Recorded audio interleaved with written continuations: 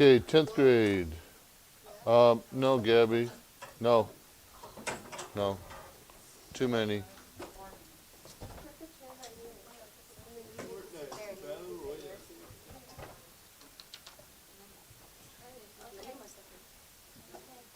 Sorry to break you and Derica, but, you know, that's... No, she was sitting back there for Adrian. Yeah. Don't look at me. Yeah, right. She was there for Adrian. Don't look at me. Well, you weren't scooting over so she could sit by Doug, so... No, okay. So I was sitting by Doug and then she crawled under the table to sit by Adrian. Oh, because she wanted to sit between you by you. No, I'm right here. I look over again. I look away for 5 seconds. She's crawling under the table to sit by Adrian. I want to run, you liar. She just crawled under the table. Lelina, immediately defense. Immediate defense. Immediate defense. See? See? Immediate defense. Yeah. Okay. Shh. Let's have a word of prayer.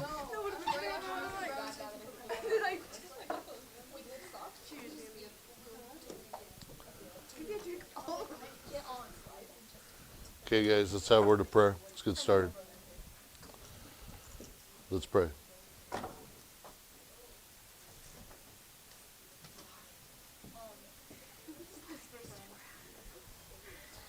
Father, thank you for today, another day, another beautiful day, and a little cooler, but it's beautiful. Your guidance, your direction through this year has been much appreciated because there's been a lot of things that we've needed help on.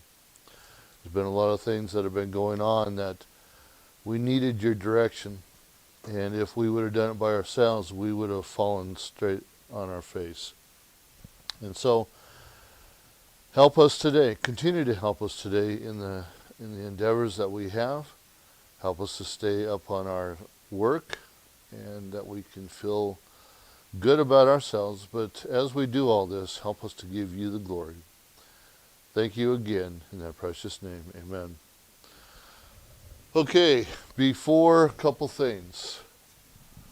Friday, 2 days from now, you have a verse quiz. Proverbs 16:33. 10th grade, please don't start talking. Okay? Thank you. And I'm asking that politely.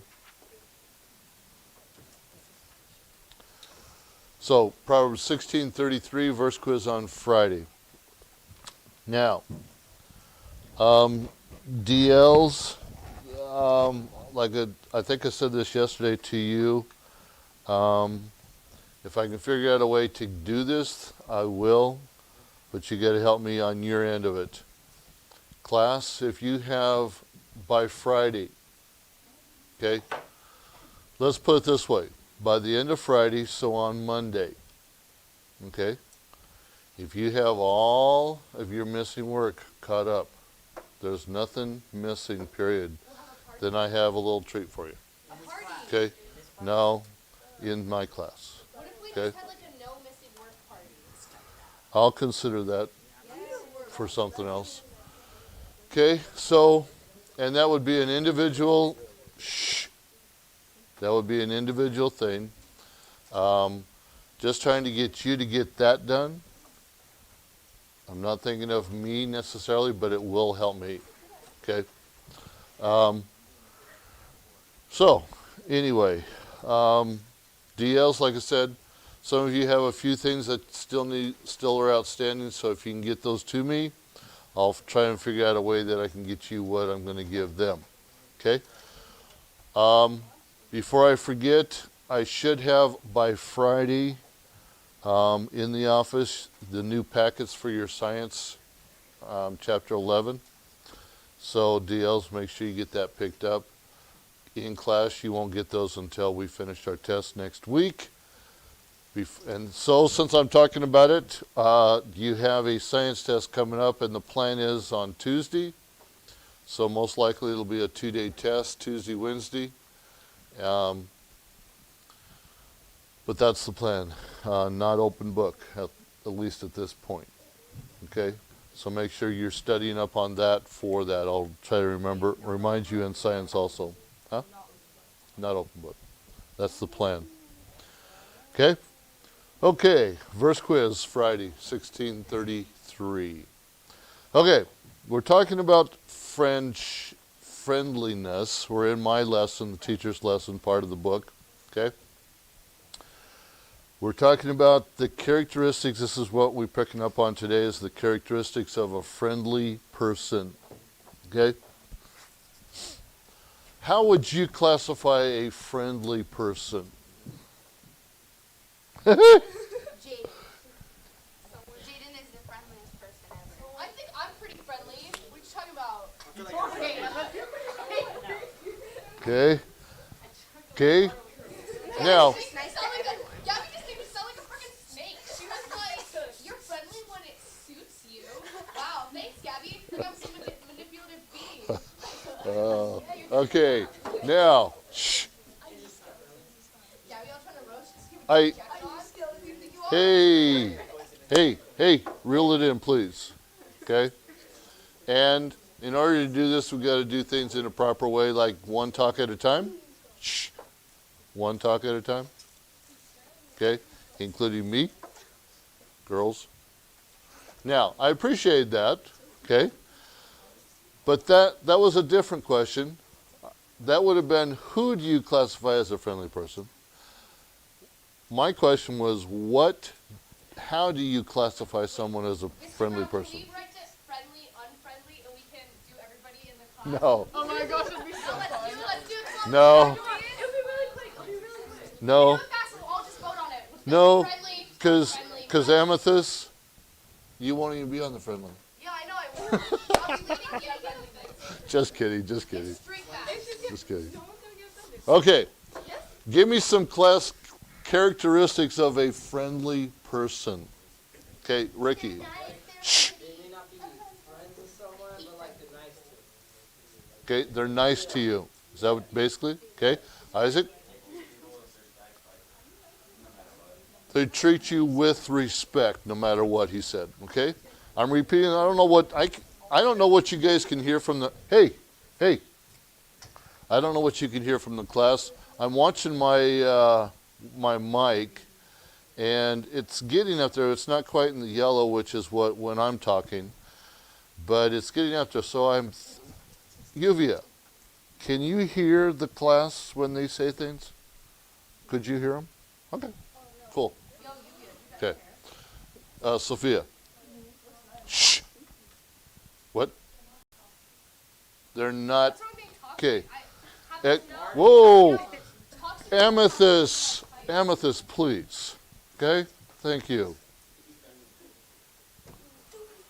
Okay, explain.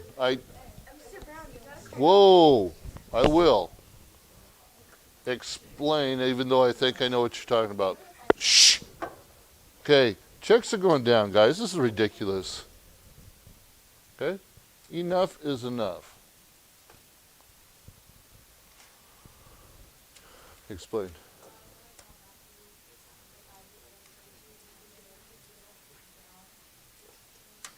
Okay. I think that we need to tear down this ideal of what nice, friendly people are because it's not true. Nobody is always nice and friendly to everybody all the time, and it's a that construct of an ideal is toxic because you shouldn't be trying to be someone that you're not trying so hard to be overly nice, overly friendly. Because it's fake. It's like fake sweet. Why can't you try to be a friendly person, even if you're not? Yeah, I know. You could be a friendly person, but I mean, like, you shouldn't be trying to be this person you're not, like, super friendly and nice all the time because it's harmful. It's like fake sugar. It leaves bad taste in your mouth. Well, when it comes to like modern friendship, it's not always like sweet and like always like that perfect like nice thing. Like you make fun of each other. You do like stupid stuff, or you're honest with them. And I personally hate nice and friendly people who are nice and friendly all the time. Be real with me, because when you're always nice and friendly, it feels fake.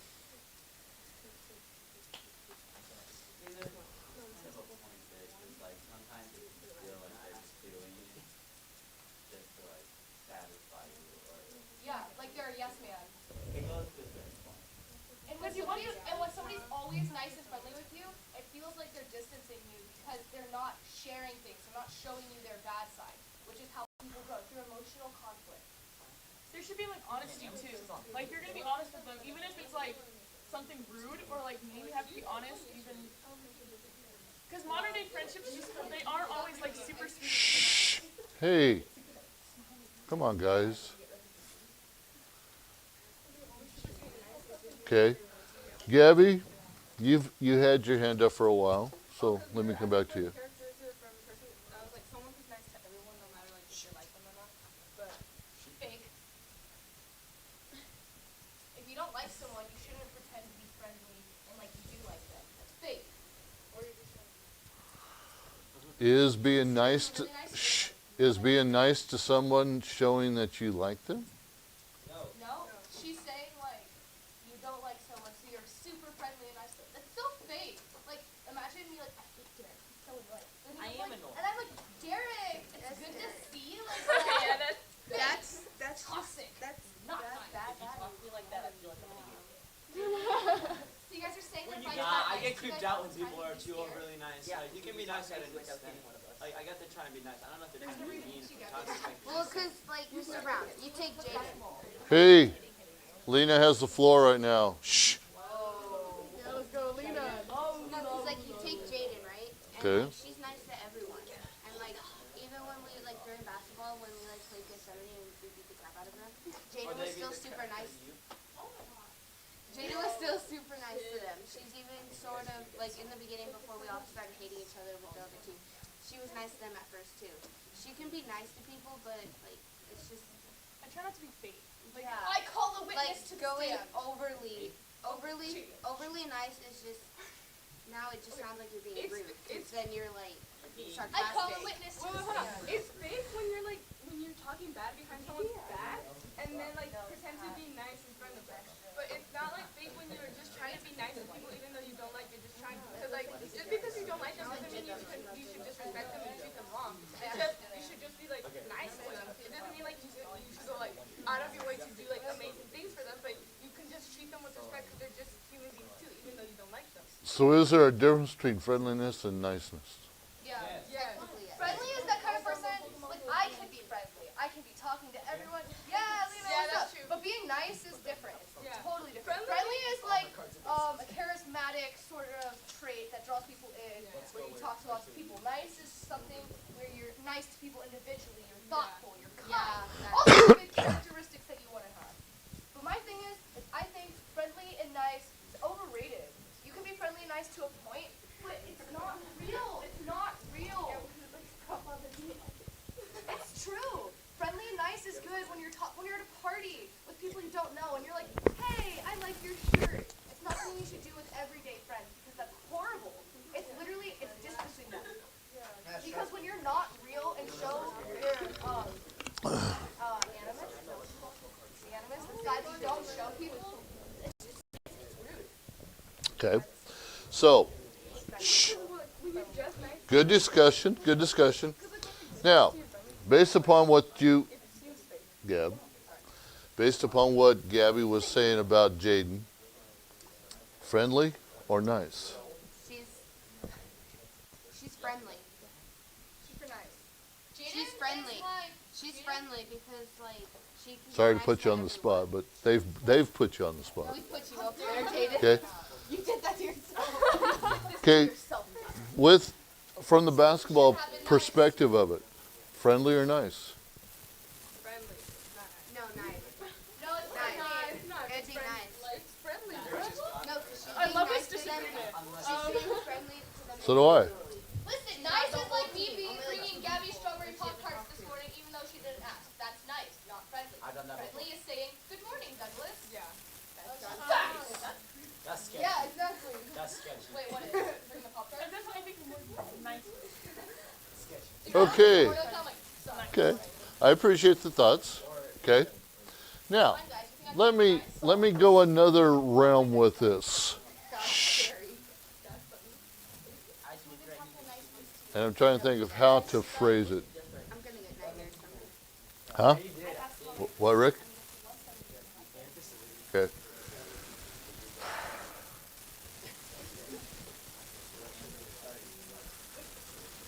Let me just ask it this way. What about the teacher's perspective? I feel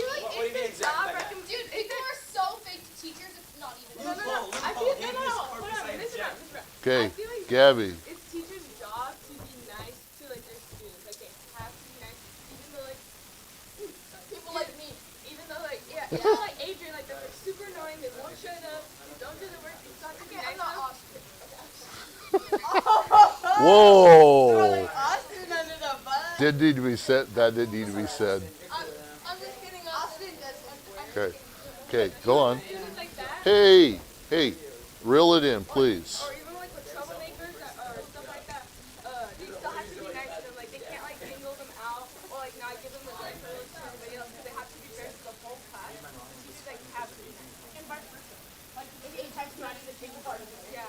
That's why a lot of times when students are really like fake towards the 10th grade. I am being really, because of the type of class period that we're having, I'm being real generous. But come on, show some respect, Gabby, okay? Okay. Anybody else want to join in on that one? Anybody else want to join in on that one? no one heard me. Okay. Exactly. I appreciate it. Okay, Gabby, come here. No, I'm good. Come here. Gabby, go Come up there, here. Gabby. Come here.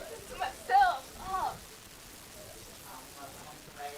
Yeah, Gabby, I know her. Tell the world how you honestly feel. It's fine. I'm used to getting ignored. It's fine. I'm kidding. I'm kidding. What do you want me to repeat? What So, No, Gabby. pair, bring it down, but yeah, say it again. Shh, listen. What did I say? I forgot. What was I talking about? Teachers with friendliness or niceness. Okay, so I feel like teachers like it's like their job that they have to be friendly to all the students. Like even with someone, students that's like really troublemaker or it's like won't shut up or doesn't do their work, they still have to be nice to them because like it's their job. They can't single them out. They have to be like fair to all their students, and like also vice versa. The students have to be like really nice to the teachers because like and like a lot of students are really fake towards the teachers. Like they like be nice to get on their good side. Okay, good. Now, let me ask you this. Can a teacher be not, a teacher can be nice, right? We agree? Can a teacher be friendly? Sometimes. I mean, they can. Some are. Now, how do you classify, hey, how would you classify a friendly teacher? That they friendly or creepy friendly? Well, Like keep your hands to yourself friendly? Like they go out of their way to check on each student. Like if they see that they're having a bad day, they go and like check on them, say like, hey, are you okay? What's going on? Or like they go out of their way to like make some is that friendly or is that nice? friendly. Friendly would be like he like says good morning to every students. Like how was your weekend? Like he's like they're like friendly to them. Like they care about how they're. Derek and Doug. They like interact with their students and they care how they're doing. Okay. So mean. Now, this is where, listen, this is where a teacher has to listen. Okay, we're almost done. This is where a teacher has to watch because as Amethyst was starting to point out, friendliness in the weird sense or the creepy sense, yeah, that does happen. Okay? But a teacher can be nice. A teacher can be friendly based upon how it's done and if it's done in a proper way. Okay, let's see if we can get something written here. He listens as much as he talks. Shh. Characteristics of a friendly person. He listens as much as he talks. Agree?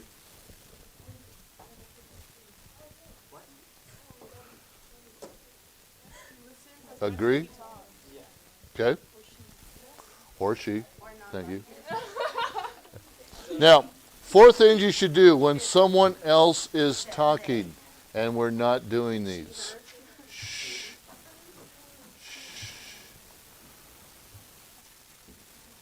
Stop what you're doing. If someone is talking to you, you need to stop and listen to them.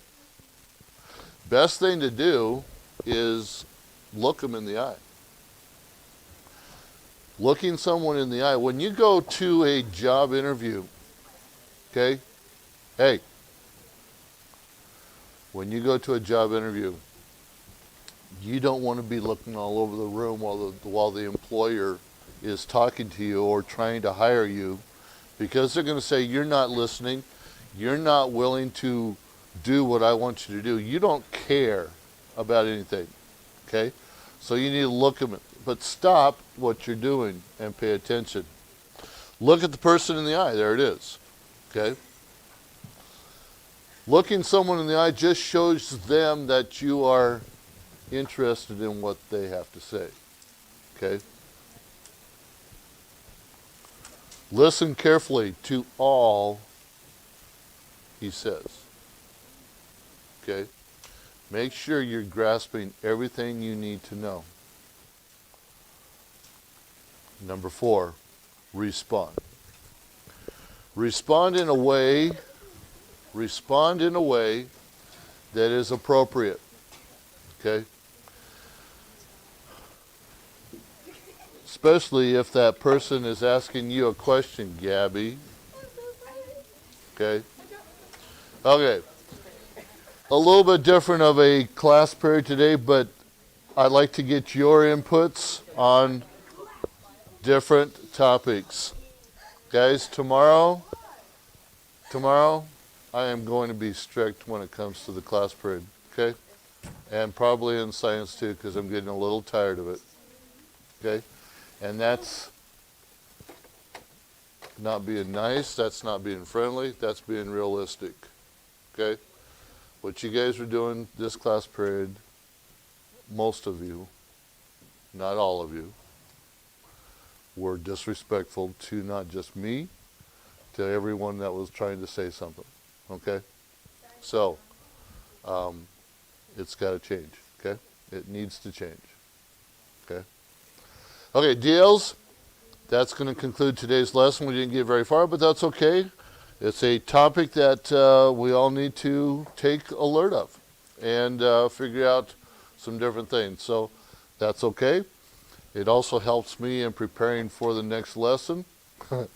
So getting it all prepared. I didn't want to start lesson 18 tomorrow anyway. So, okay.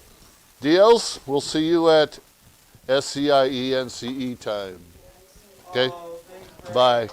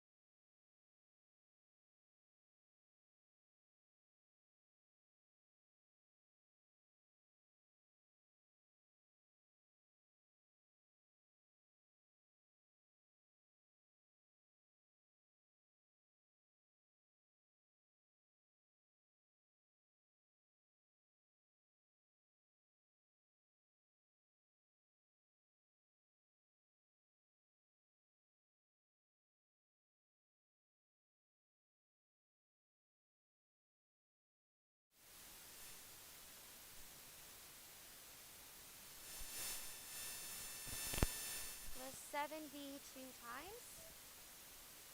All right, go ahead and turn in your literature books to page number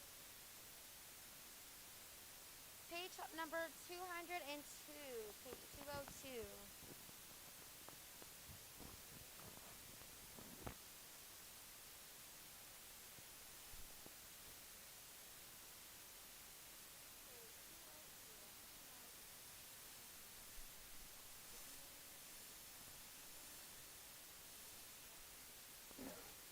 Oh, testing. Testing, testing. All right. Hopefully it's working now. Shh. All right, guys. Gabby, turn around. Guys, stop talking. Page 202, guys. Stop talking. Page 202. Hi, Yuvia. Are you back in school? Like, in-person learning? Okay. Well, that's good. All right. Page 202. Everyone turn there. As you know, we have been studying Unit 8, Poems with a Pattern. Yesterday, we saw the limerick. With the limerick, let me turn there really quickly. The limerick, why isn't it going there?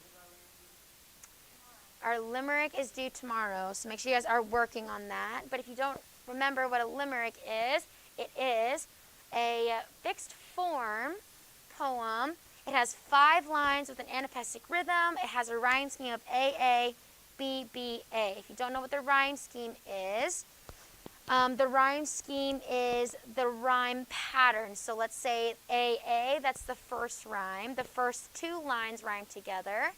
The next 2 lines, B, B, they rhyme together. Then the 5th rhyme, Adrian, stop talking. Adrian, stop talking. Okay? I'm not going to tell you again. And then the last line rhymes with the first 2. So that's A, A, B, B, A. And again, your limerick is due tomorrow. So everyone should be working on that. It was assigned yesterday. So work on your limerick. I know some of you guys have written a bunch of limericks, but make sure they are appropriate. Make sure that obviously they are... they fit in with a fixed form of 5 lines, okay? For example, yes. It's in your book, okay? You should be on page 200, and well, it's on page 201, okay? All right, turn to page 202. Let's talk about the haiku. We already talked about that briefly yesterday. Guys, Adrian, move to the front. Move to the front. I told you I'm not going to tell you again to stop talking. Bring all your stuff. Okay? A haiku is a Japanese form, usually unrhymed, and consists of 3 lines with 5, 7, 5 syllables, respectively. Okay? I was going to have us write a haiku, but then haikus are pretty difficult to write, so you don't have to do that. Just the limerick due tomorrow. Okay? But again, look at your page on 202. The falling flower. There's 5 syllables. The falling flower. That's 5. Okay? The next line, 7. I saw drift back to the branch. All right? The last one was a butterfly. That's a haiku. And then haikus, they can obviously be longer poems, as we see in the second one by Matsuo Basho. You want to know him? He was the Japanese poet considered to be the greatest master of the haiku. But we see that the lightning flashes, the slashing through the darkness, a night heron screech, talking about obviously the night heron in the middle of the darkness or in the middle of a storm. But with haikus, they are a concentrated poem which can be read in one breath and attempts to present an image and suggest an insight while evoking an emotional response or a mood. Those are kind of the purposes of haikus.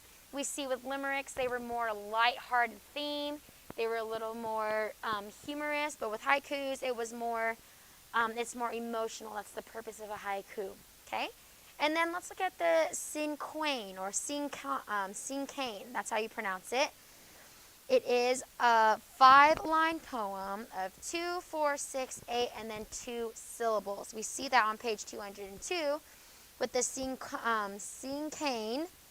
The Warning, written by Adelaide Crapsey. Just now, we see that with 2 syllables, just now.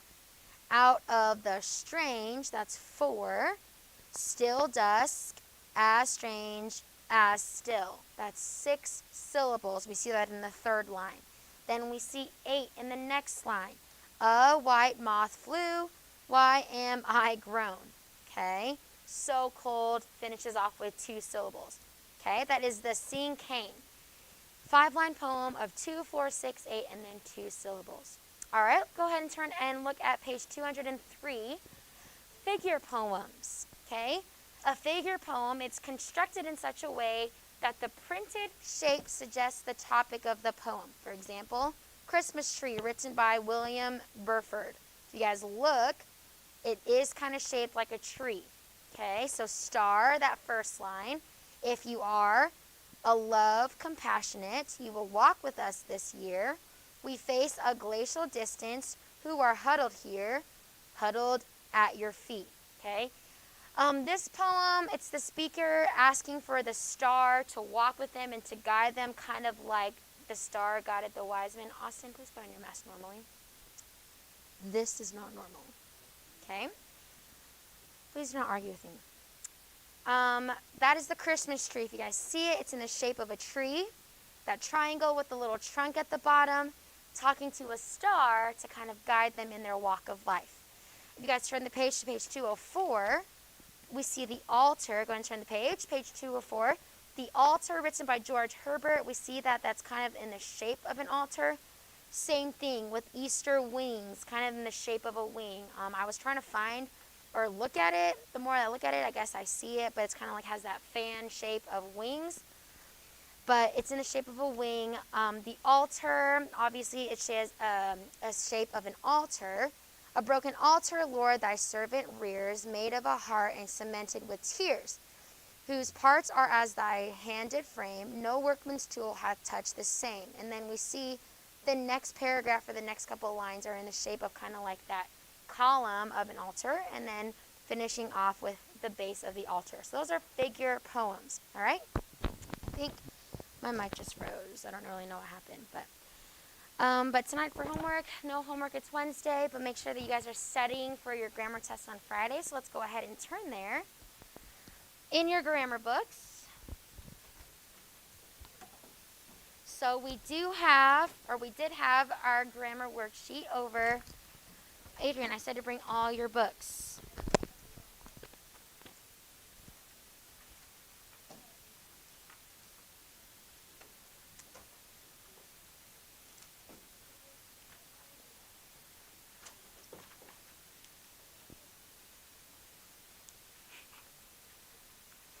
All right, go ahead and turn to our, what's it called? Our review page on page number 146, okay? Page 146 in our grammar books. Where's your grammar book? Okay. Well, then you're just going to have to pay attention, okay? All right, page 146, exercise A. Just some review of what we are doing here. Underlining each subject once, each verb twice. Above every noun, write its use, okay? So subject, obviously we know it's a subject, so you don't have to do the subject and the verb, but with every noun in the sentence, write its use within the sentence, whether it is a DO, an IO, an OC, a PN, or OP or AP. Okay, if you don't remember what an OC is, objective complement, that answers the question to be. Okay, so for example, with objective complements, we need a direct object, always, all right? So for example, we elected Jaden president, all right? So Jaden, we elected Jaden. Jaden would be my, what class? What would Jaden be? My what? What complement would Jaden be in the sentence? We elected Jaden president. Not an AP. We elected who or what? Dio. We elected Jaden, okay? Objective complement would be president, okay? We elected Jaden. The understood question to find my objective complement would be to be, okay? Exactly. All right, so let's look at number 1. Go ahead and work on number 1. Okay? Or exercise A. If you're already done with number 1, continue on. We'll go through exercise A in a moment. Make sure we're all working on it.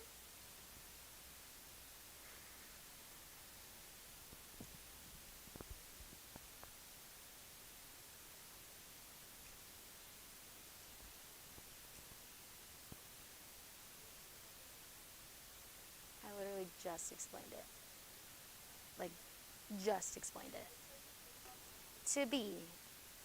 Like I just said, we elected Jaden president. President would be adjective complement further explaining my direct object. No, it's not. We elected who or what? Jaden. Jaden is my direct object to be president. To be is the understood question we ask to find our objective complement.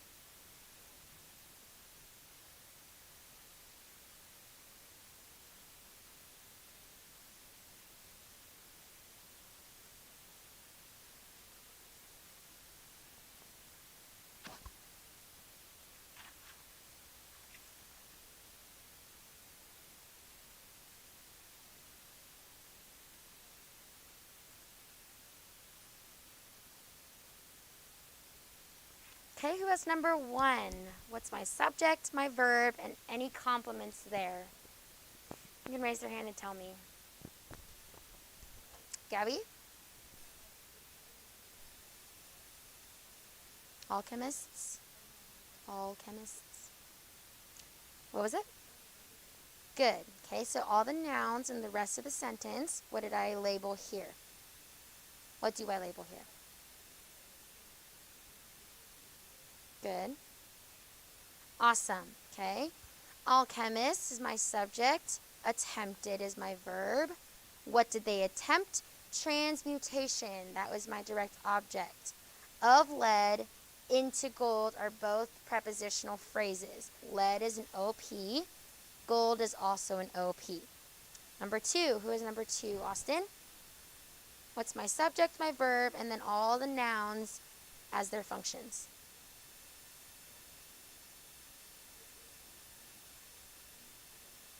Okay, not these, but just men. Just the noun is my subject. What's my verb? Men considered. What did they consider? What's my DO? Gold. Good. Okay. What else? Nouns. What did you label there? What else, Austin? What's another noun in that sentence?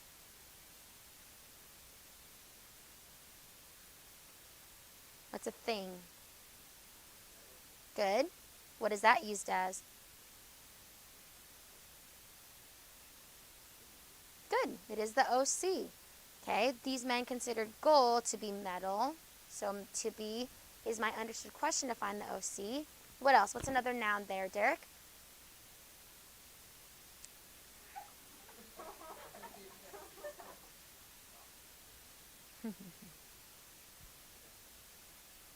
You know what things are. Person, places, things, or ideas. So let's read the sentence. The gold medal, because of its luster.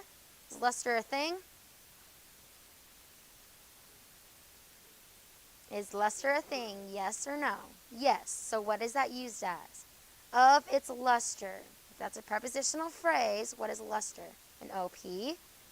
What is resistance? It is an OP. And then to rust, is rust a thing?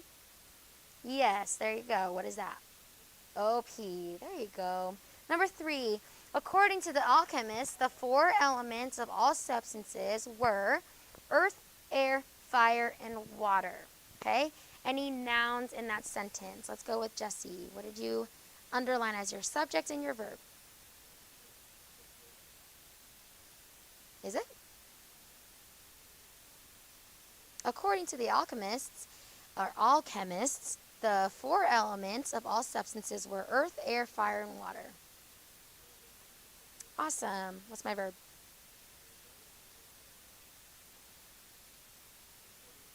Not according to. The 4 elements of all substances were earth, air, fire, and water. What's a linking verb there? Not of. Of all substances is a prepositional phrase. So we know that that can't be my verb, but there is one word that links my subject elements to something in the sentence. Were, awesome. Were is my verb, okay? Any nouns there? Elijah, what did you underline or not underline? What did you label? Yes. Okay. Good. Well, we just said that as our subject. So anything besides elements and were. All the nouns there. Okay, what is substances acting as? Of all substances. Not an OC. Close though. An OP. Okay, because of all substances is a prepositional phrase. Okay. Class, what would be earth, air, fire, water? PNs, because the word were links elements to the earth, air, fire, and water. Anything else we need to underline or label there, class? Really? Good. What is that one? OP. Awesome. Number 4, Robert Boyle gave scientists a replacement for alchemy. I'm pretty sure I'm saying that wrong, but I have no idea. Okay. Good. Okay, alchemy, and laid the foundations for chemistry, the science of matter. I know it's alchemist, but I didn't know if that was how you pronounce alchemy, but now I know. Okay. What's my subject and my verb? Let's go with Avery. Good. Well, what's my verb? Tell me my verbs. Gave. Continue.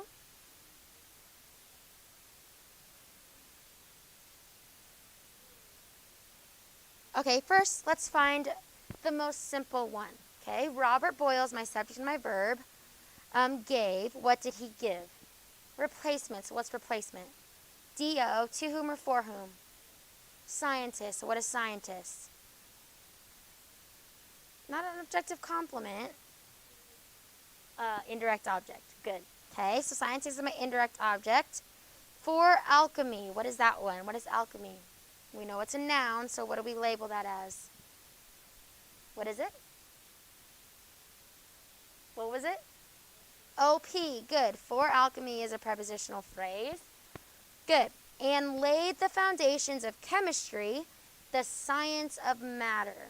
Okay, there's another verb there. Amethyst, go ahead and tell us. Good. Good. Okay, look at this. So Robert Boyle is still my subject. Laid is another verb. It's a compound verb. What did he lay? Foundations. Foundations is my direct object. Of chemistry. Of is a preposition, so I know prepositions need what, class? They need an object, so chemistry is my OP. Then we see the science of matter. All right, so the science, Amethyst said it's in a positive. It's further explaining what chemistry is. And we know positives, they do that with their noun. They further explain the noun. So we know science is in a positive, and then another prepositional phrase of matter. Okay? If you're still a little iffy on finding prepositional phrases, there is, when it talks about prepositions, further on in our, in our book, there is a section of prepositions that'll show you the different kinds of prepositions. So go ahead and turn to page number, page number 278. If you want to mark that, these are some commonly used prepositions. Page 278. Okay? There's a box there that shows you commonly used prepositions. Aboard, about, above, across, after, against, along, amid, among. All of those prepositions are showing relation. It's showing how a noun or a pronoun is related to some other word in the sentence, okay? So those are prepositional phrases that cannot be objects. They cannot be part of your PNs. They can't be part of your DOs. They can't be your objective complements. If they are if they are in a prepositional phrase, they have to have an objective object of the preposition, but we know these words can be used as prepositions. So if you want to mark that in your book, study those so you know those and you can spot them in a sentence. Okay? Page 278. All right?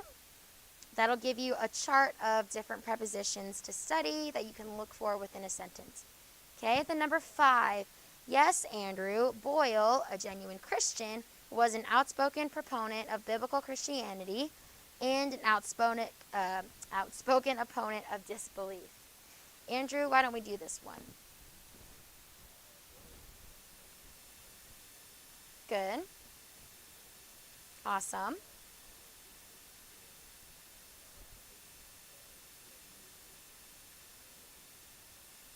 Okay, disbelief is also an OP.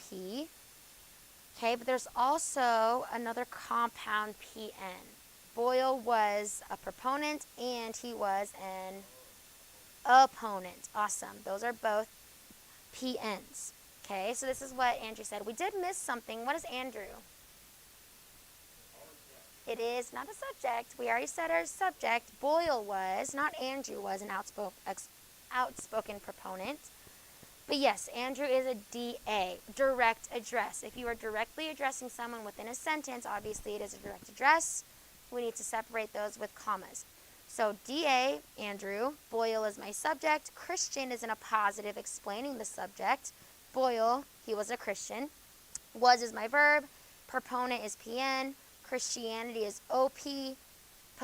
Opponent is a PN. And then disbelief is also an OP. Okay? And then exercise, number 6. Let me just give this one to you. Make sure you have this one. Education, reasoning, and faith. Those are all my subjects. Education, reasoning, faith. Rendered is my verb. What did they render? Scientist. Scientist is my DO. To be a witness. Witness is my OC. Of the work is an OP. Work is OP. Of God, another prepositional phrase. So God is an OP. In nature. Nature is an OP. Okay? All right, we'll work furthermore on exercise B and C.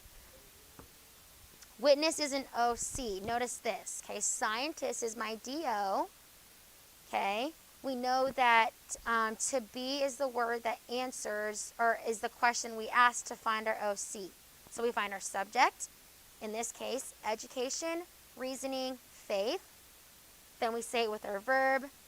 Education, reasoning, faith rendered who or what. We find our direct object, scientist, to be what?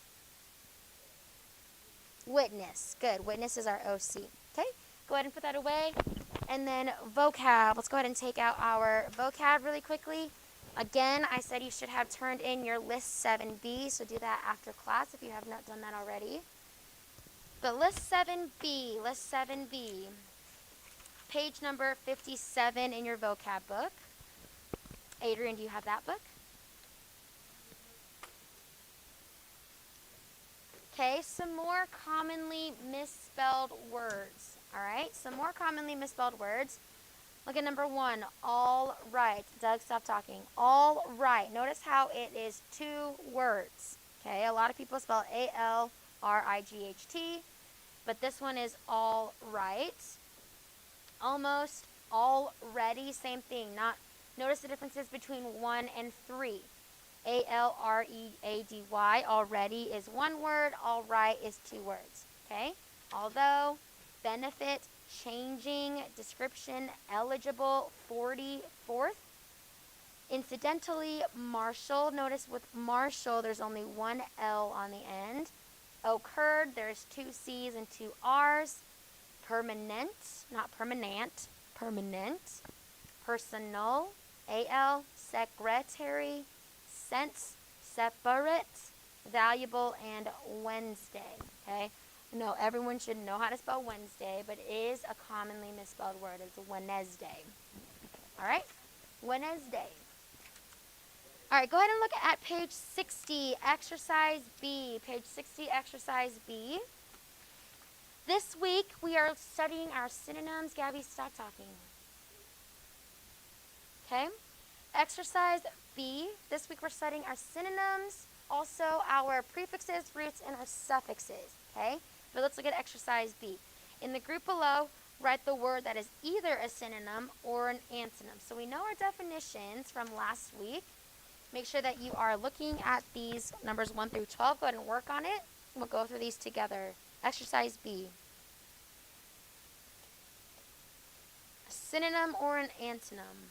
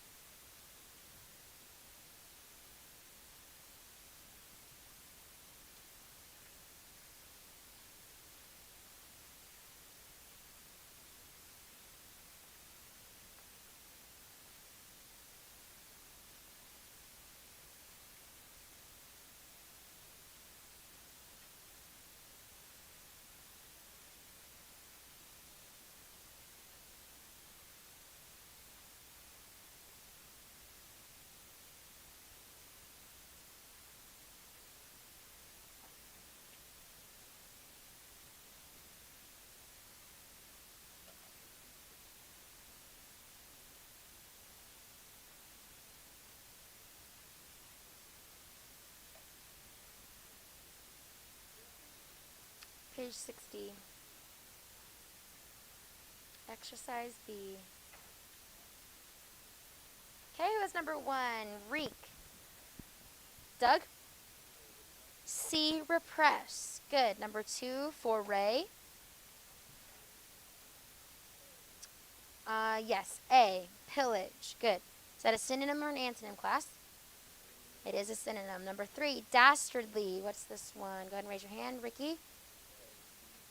D. Craven. Is that a synonym or an antonym? It is a synonym. Number 4, bulk. Jaden? A. Frustrate. Synonym or antonym? It is a synonym. Good. Number 5, this is lithe. Who has this one? Gabby? C. Inflexible. Is this a synonym or an antonym? It is a synonym. Lithe is easily or gracefully bent. Number 6, slough. What do we have here? Derek? Okay, who has this one? Yuvia? Number 6, slough. Sophia, don't tell her. Okay, we'll come back to you. You need to look for that one. Number 7, Wayne. Who has this one? Andrew? Diminish, synonym or antonym? Is it the same thing as waning? Synonym, good. Number 8, qualm. Who has this one? Ricky? A, certainty, synonym or antonym? It is an antonym, good. Qualm is doubt. Obviously, an antonym of that is certainty. Number 9, callow. Let's go with Austin. Be experienced. Awesome. Synonym or antonym? It is an antonym. Awesome. Callow is inexperienced. Number 10, bliss. Who has this one? Lena?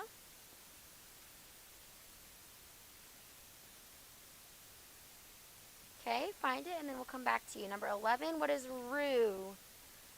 Adrian, what is rue?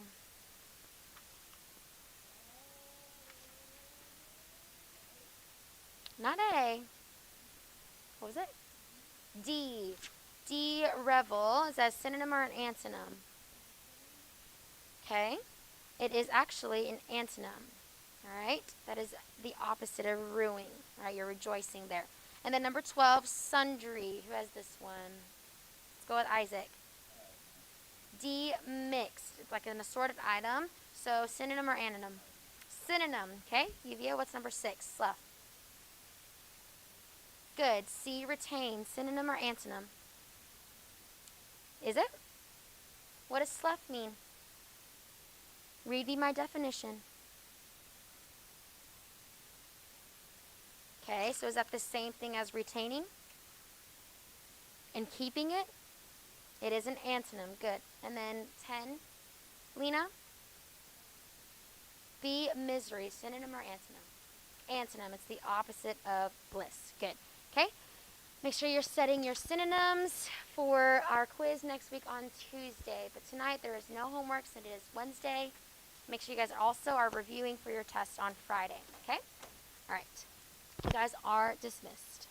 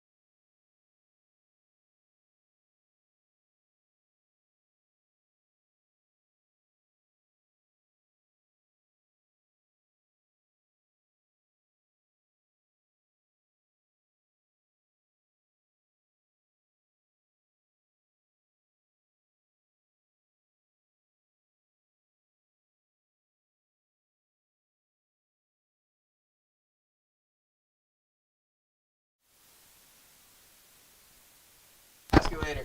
Welcome, distant learners. Okay, you should have taken your quiz. I sent it to you. We only have like 9 minutes left of class. There is no homework today. It's Wednesday. Okay, but we are going to do just a few notes to try to stay on pace with class. Okay, we left off talking about D.L. Moody. We're talking about these men that really stood out during this Victorian, or this, not Victorian age, that's my other class. During this age in England. Okay, and these different people that influenced the growth of the Bible and other things during this time. A lot of missionary work happening, so we're going to talk about it. Okay, we left off with D.L. Moody. Irish Sankey is our next person we're talking about. Okay, this was Moody's song leader. Again, we're not doing a lot, but pay attention. We're going to do it quick and then be done. I know. Give it a second. The HDMI has like a shortage in it, so it like goes in and out sometimes. All right, Irish Sankey, he was Moody's song leader. Why does that guy look awfully familiar? Okay, the next person we're talking about is C.T. Studd.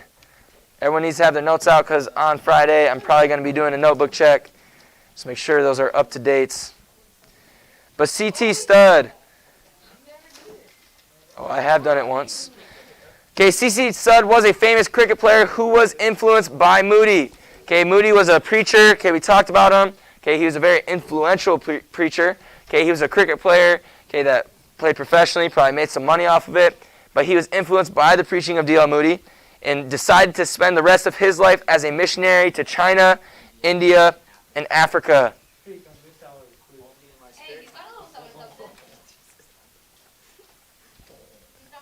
Okay, so no C.T. Studd. His story is pretty cool.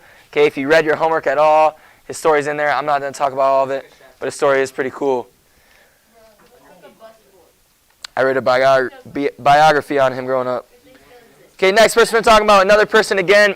D.L. Moody was someone that influenced a lot of people. Okay, they heard a message of his. Okay, and then they decided to do something with their life for God. Okay, so the next person we're going to see is Wilfred Grenfell. Wilfred Grenfell. He was also influenced by Moody. He worked with the people of Labrador and Newfoundland, or Newfoundland. You can say it both ways. Okay, he worked with those people, so kind of like a missionary type work or like a local pastor. He went in there, just helping them.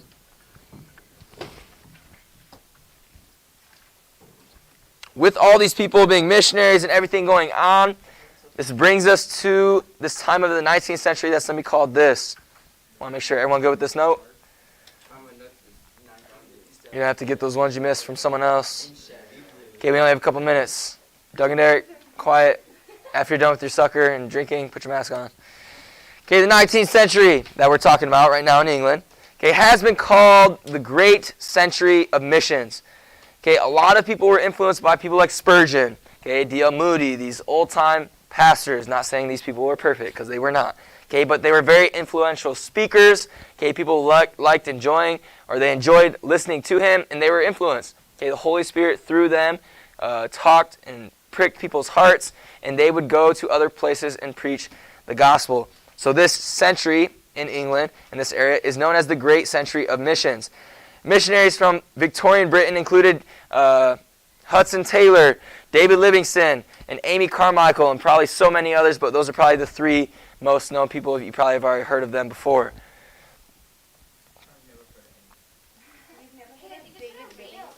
It is. It's supposed to rain. It started out so beautiful, and now it's colder and raining. You guys have never heard of David Livingstone? Come on, man. Yeah, he was a missionary to Africa. He influenced so many people in Africa. When he died, his body went back to England, but Africa asked, hey, can we keep his heart, because his heart was in Africa. Because he never went back to, he actually had like a high degree in England. He could have stayed in England and made a lot of money, but he didn't. He went to Africa and never went back to England. Okay, another one we're going to talk about, a missionary to Germany, or a German missionary, I should say, to England. I said that backwards. A German missionary to England is George Mueller, pretty common Germany name, or German name. You know, we got that same nose, you know what I'm saying? That big nose game. No, it's the forehead. It's the receding hairline. I don't have a receding hairline. Wait, you? I was talking about Abraham Lincoln. Oh, no, me. I was like, we have that big nose gang. Oh, like big nose guy. George Mueller. He was a German missionary to England who founded orphanages for the forsaken children of Bristol, England. Okay, so a lot of orphans, a lot of people that were considered like homeless in England. Shh. Okay, certainly in England, even today, okay, you have a lot of, okay, children would just wander. Okay, they would take things from markets. Okay, that's how they lived. Okay, so he made these orphanages, okay, to educate them, to feed them. Okay, that's what George Mueller did. That was his missionary work, and obviously tell these kids the gospel of Jesus Christ. Okay, being an orphan or being someone that doesn't really have a home or a family, okay, you have a big missing part in your heart. Okay, so he tried to fill this with giving them the story of Jesus.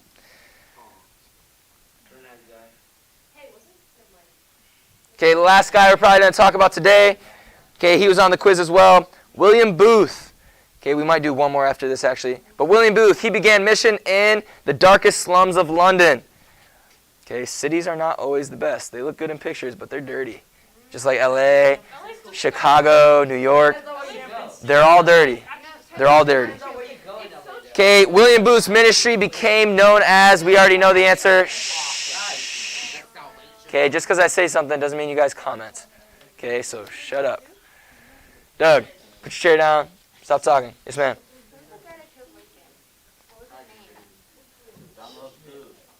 John Wilkes Booth or something like that?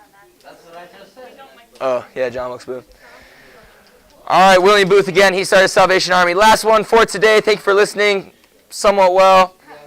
Okay, we have the Young Men's Christian Association, how it started. Okay, what we have today, yes, the YMCA. It's not what it is today that it was when it first started. Okay, but it's still a pretty good organization for a family. It's family-oriented. I used to go to one and work out. It was pretty cool. Had a gym, big facility. Okay, the YMCA, yeah, it's supposed to be like a family sports facility. That's what it's supposed to be, the purpose of it. Yeah, they do daycares a lot. They work with special need kids too. Okay, but this YMCA, established in England in 1844, it was made to meet the needs and aid the improvement of the spiritual condition of young men. I don't know why there's a period there. Just don't put it there, I'm sorry. But that's what the purpose of it was to begin with. Okay, to help young men grow physically, mentally, spiritually, to become better men. That was the purpose of it. Any questions? You're the definition of a champ. I mean, I don't know. I didn't really see it. Probably some. You have failures and good things happen and everything. All right, that is it for class. You can be dismissed. Okay, there is no homework. It's Wednesday. I'll grade those quizzes as fast as I can. Most of your homework is graded, but not all of it. Let me know if you guys have any questions. You guys are dismissed. Be careful going outside for lunch because it might start raining at any time. And it got a lot colder than it was earlier. Discipliners, let me know if you need anything. Thank you for tuning in. Okay, make sure you turn in that quiz so I can get that graded. If you don't, sadly, I have to give you 0, so make sure you stand on top of that and send that to me. Let me know if you have any questions.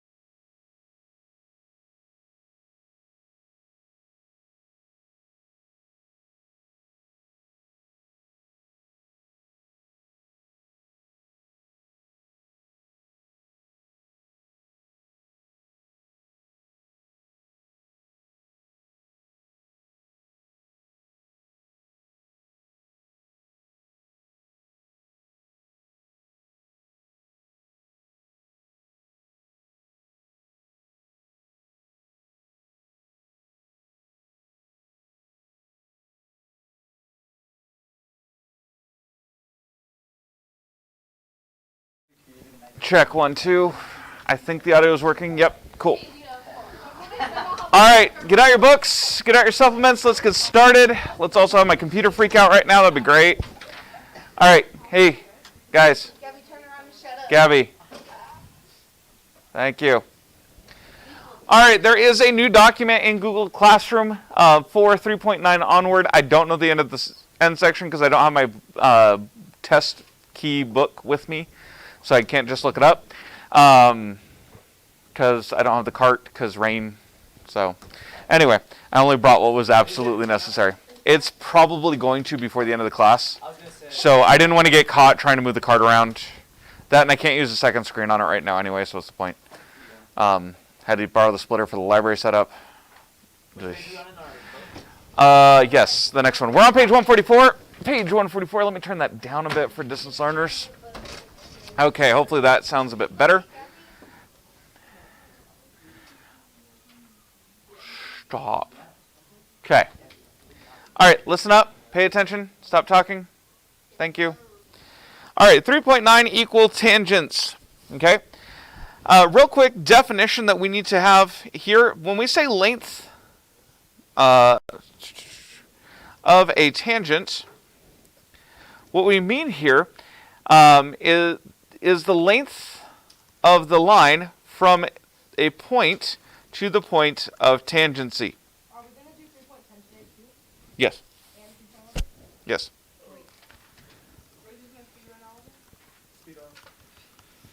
Okay, length of a tangent from a point to a circle is the length of the line from that point to the point of tangency. Just to be extra clear, that's what we're talking about. So you can see an image of what we're talking about on page 144.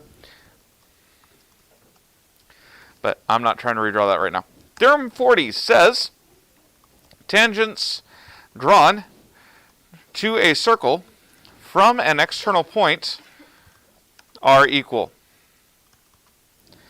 All right, diagram on page 144. All right, so let's go ahead and prove this. Let's insert, stop that, table. Make sure we're not talking, please. Thank you.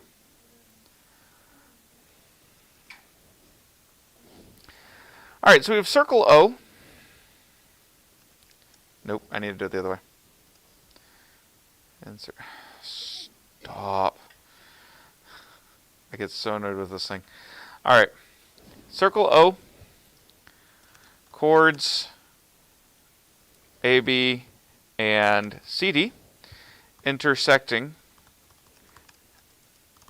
at point P.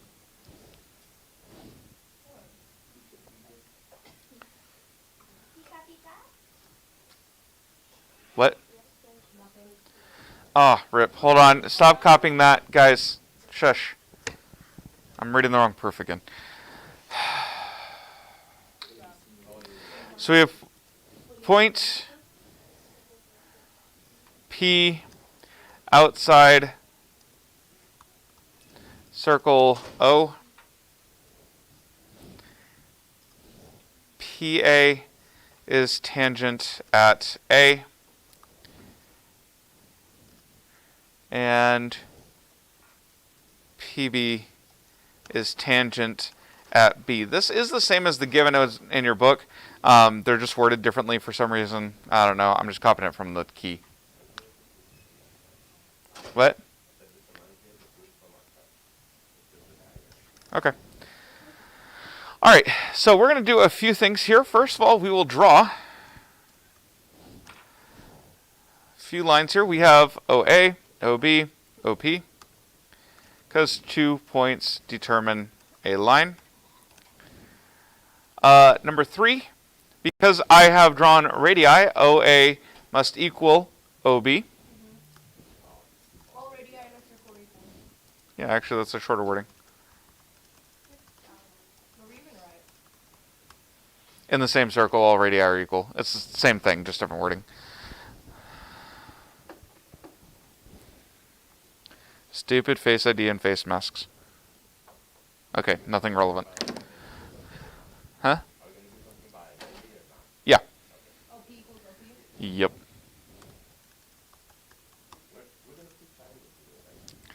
Yeah. Oh yeah, that's always the goal. Oh, okay. Well, okay, not always, but like, Stress, when you drew, yeah. wait, did you draw, when you drew OP, why didn't you draw it as a bisector of angle P? I can't. You could construct it as, Not and determine that passes through. Oh, you're only allowed one condition when you draw a line. I need to talk to you guys about that on your test, but we're moving on. All right. wait, what? Nothing. All right. Number 5. Then OA is perpendicular to OP. Nope. PA.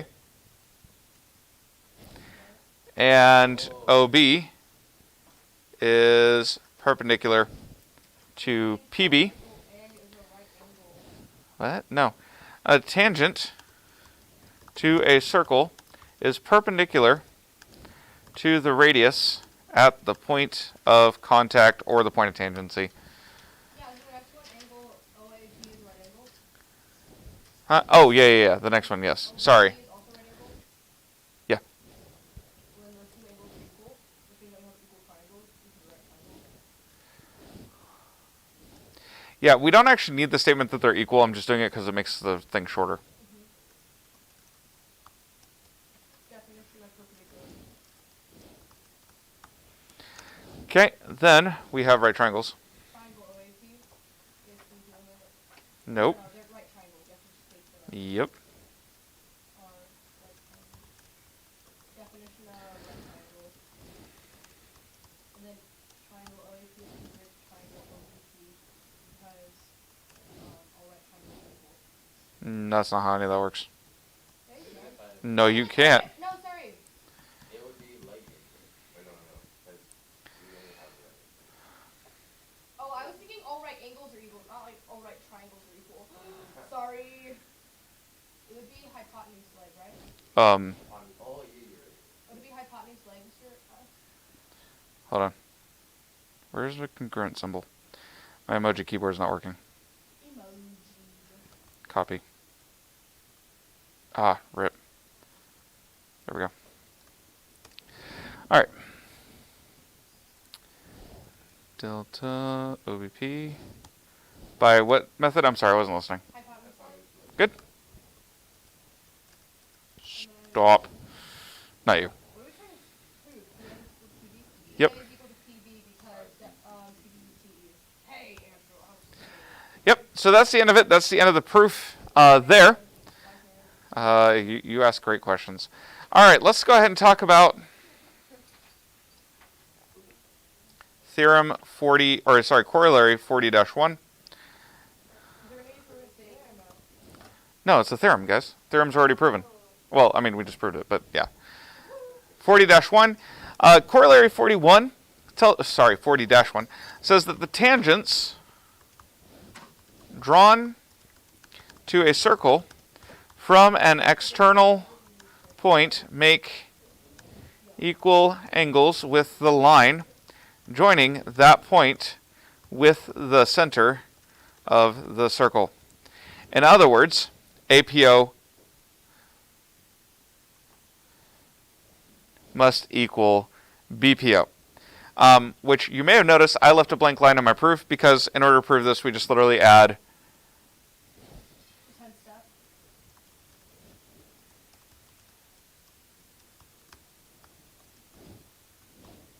oops. That's it. You can use CPC2E twice. Yeah, actually it could just be put into step 9. But it's its own step because, Proving it. yeah. Proving it is a difference. So like, I don't know, I can make that one purple if it makes y'all feel better. See step 10 above. Okay, and boom, proven. All right, so does that make sense? Like, that's it. That's all we had to do. That's why corollaries are often called corollaries, because a lot of times you can actually just prove them like that, just by continuing on the proof. The line joining the points of tangency of two tangents drawn from an external point to a circle is called the chord of tangency of the two tangents. Okay, so you have the chord, stop it, of tangency.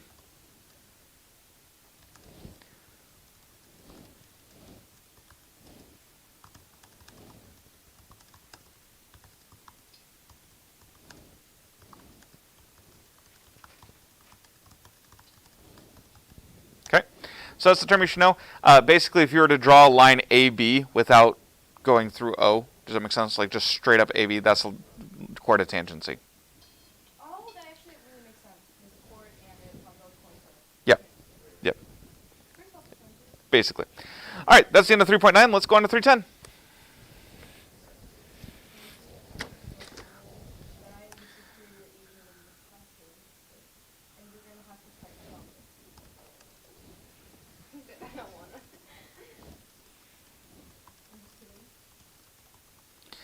All right, this one's got a lot of terms. Your diagrams are on page 145 of your textbook, so make sure you guys are looking at that because I am not recreating all these.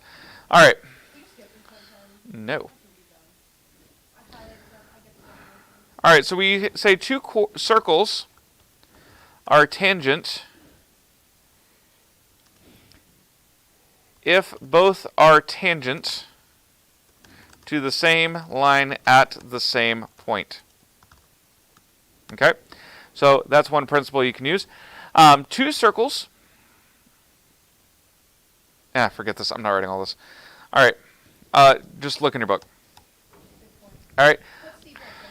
See bold terms in book on page 145. That's it.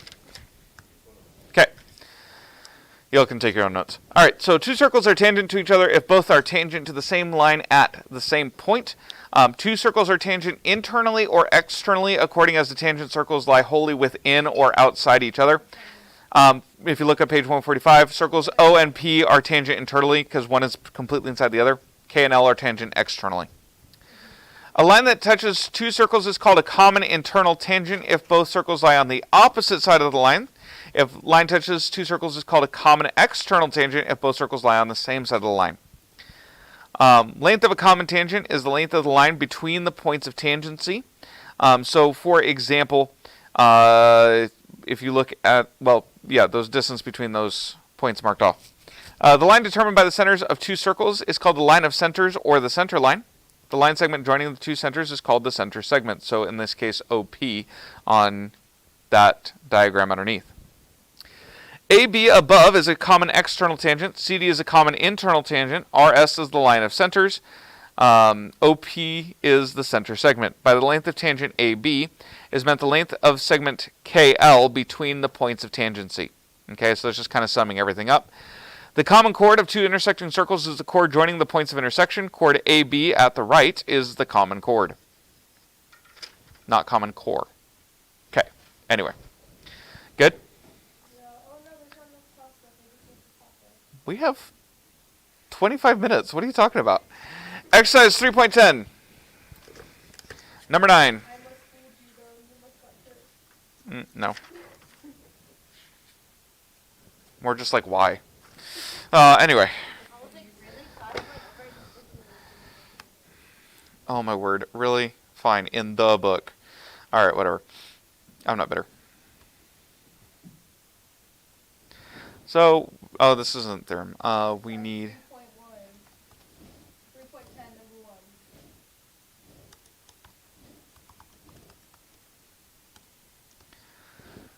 Number 9. I already said that, so... Sitting about guys, get your proven statements out.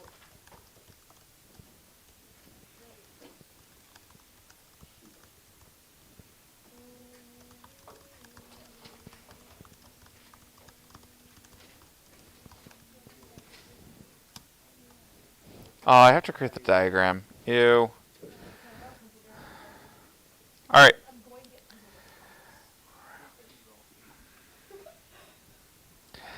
Alright, add the italicized portion to your proven statements. I don't know why I never thought of doing that sooner, but whatever. And we're going to go through and prove them. What? Sometimes, keyword. You know what I can do?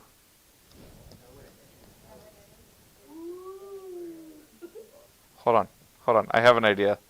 So I don't have to recreate this diagram. But I can do it on the fly. Docs. Please open the most recent document. Thank you. I'm sure it will be in the new rewrite. like when they rewrite the book, because as they're rewriting books, they are adding more digital content. So like pre-algebra, I have a ton of pre-made slides. It's lovely. So I would imagine that the next time that comes up, they will do that. Your mom. Ah, my ear's bleeding. No, credit didn't do that to you. Add image from camera. Okay. What are you taking a picture of? The diagram. Cheese. Use photo. Allow access. Yeah, it actually is bleeding.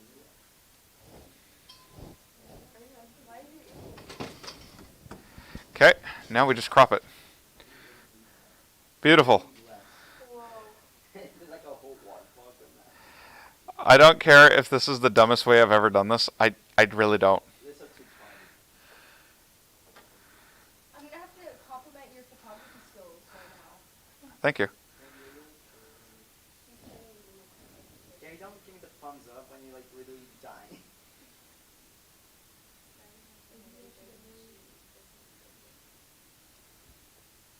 I love how you can totally do that. Can you get the QA Here's a fun QB out of Not really, no. Not without it looking like really, really bad. Because when I actually scan them, I'll scan it in pure black and white so it doesn't get that yellow tint, and then I can just cover it with a white rectangle. If I do that now, it's going to look like I covered it with a rectangle. All right, so here's our diagram. Okay, we have two circles tangent to the same point, in this case tangent R, and tangents two circles from any point in this line, in this case QR, they will be equal. So QA will equal QB. So let's go ahead and go through, given our goal here is to prove QA equal to QB. So we're going to go ahead and insert. I don't know why I never thought of just taking a picture of the diagram. Anyway. Yeah, you could have just been doing that. Yeah, like this whole time. All right, anyway. You're wasting our time. You be quiet. Anyway, so we have circle O. And circle P. Tangent to QR at R. Tangents QA and QB. tangent at point A and point B. That's what we just said. All right, listen up. All right, what is...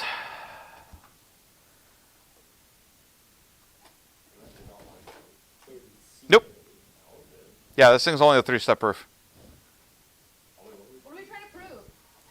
Oh, QA equals QB. It doesn't. It's a trick. Okay, we need to start by proving angles then. Right? Nope. No?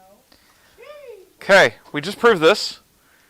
QA equals QR. Why? QB equals QR. Because tangents drawn to a circle from an external point are equal. Where did we prove it? Oh, from Theorem 40. Theorem 40. We literally just proved it. Yep, in 3.9. So because of that then, by substitution, QA equals QB. Wow, thank you for clearing that up for us. Really helpful.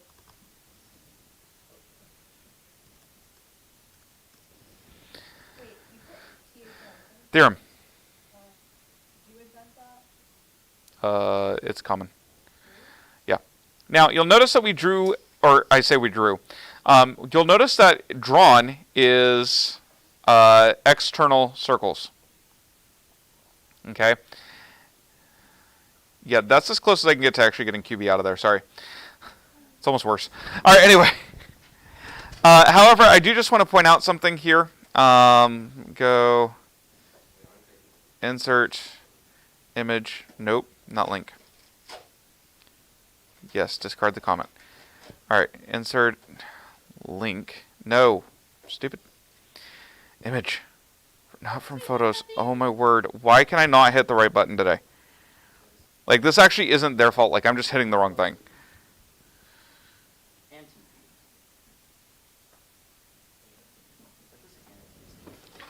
Okay.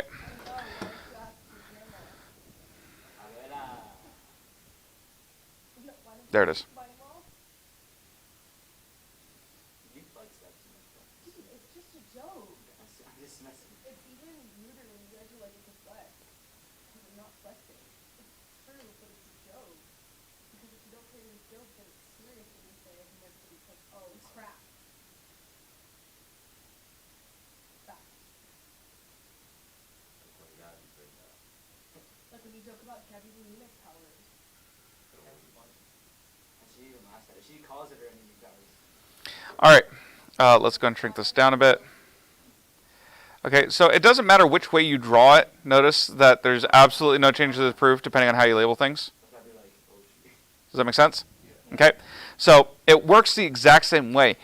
We have the exact same proof, no change. So even if we drew them internally, the proof would not change. It's still true. So just mentioning it because technically we did have to consider both cases. It just doesn't change anything. This is still number 9. I was just saying that it didn't matter which way you drew the diagram. It would still work. I just did.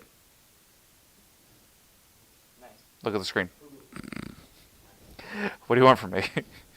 All right. Do we have to add to our proven statement? Yes, add to your proven statements the italicized portion. All right, moving on. Number 10. Yeah, Gabby's definitely not. You good? Okay. Number 10, if two circles, not toe circles, if two circles are tangent externally, prove that the common internal tangent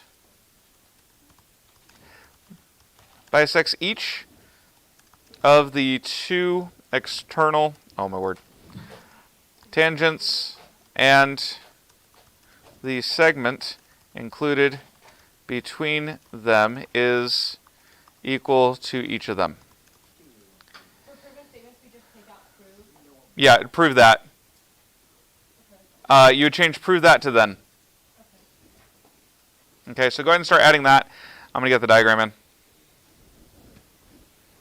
Seriously, so better I hadn't thought of that. Dude, Google Docs on mobile has come a long way.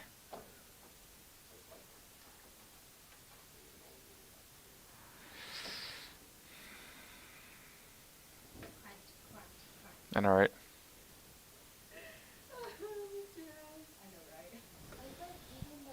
Yes, it takes them that way. My intentions are beyond your mental capacity. I wish I could crop it before I put it in the document.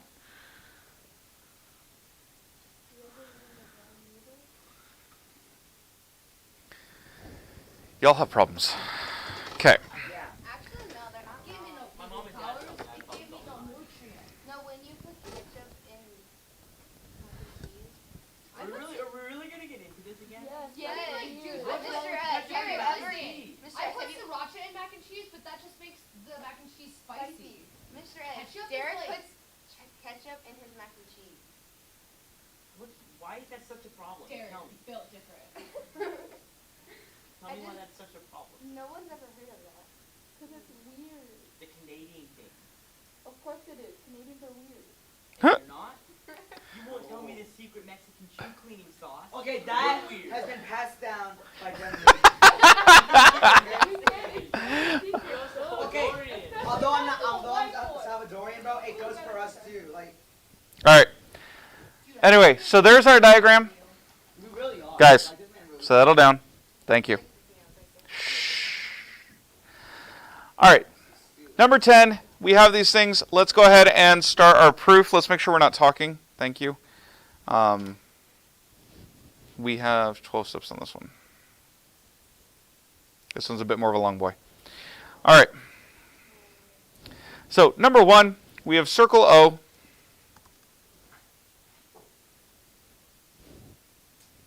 Is this number 10? Yeah. Circles O and P. If you guys could please stop eating, that would be great. Well, like, you can eat, just don't go, like... No, just no. There's not supposed to be any food in class.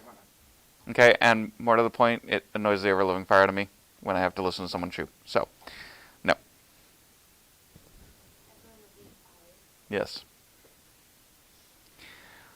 All right, circles O and P are externally tangent at R,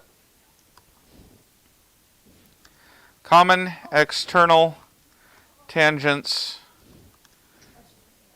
AB and CD, and common internal tangent, EF.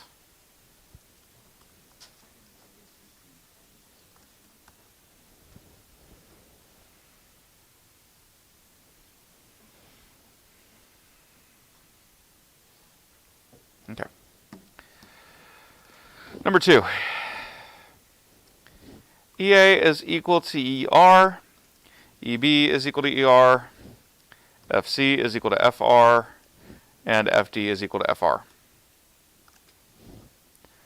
Because tangents drawn to a circle from an external point are equal. Now then, by substitution, I can simplify a lot. Whoops, nope, 3, then equation. We have EA equal to EB because they both equal ER, and FC equal to FD because both equal FR. Make sense? Cool. Now then, EF then bisects both AB and CD.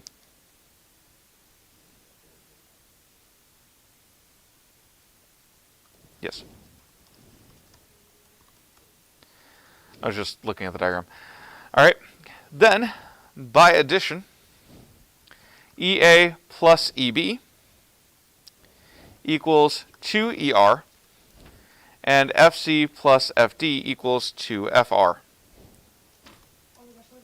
I totally missed a lot. Like, I was staring off his face and I just started listening again. And 12. All right.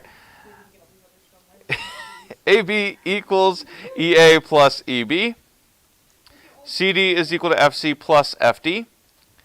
EF is equal to ER plus FR. RIP.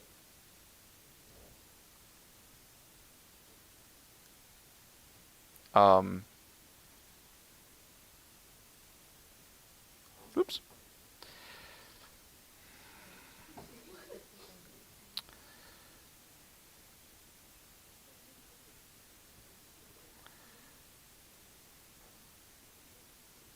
Okay, whatever.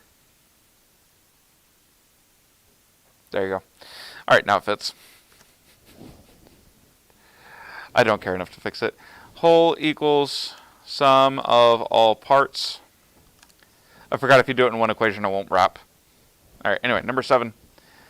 Now, by substitution, again, we know that AB is equal to EA plus EB because we just said it in step 6.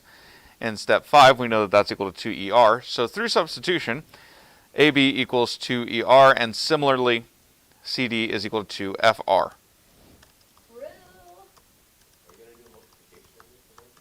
Oh. Now, AB is equal to CD.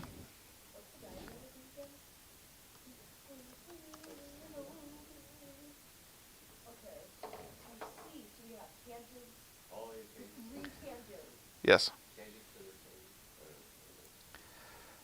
So then we have AB equal to CD because common external tangents to 2 circles are equal. We actually just proved this.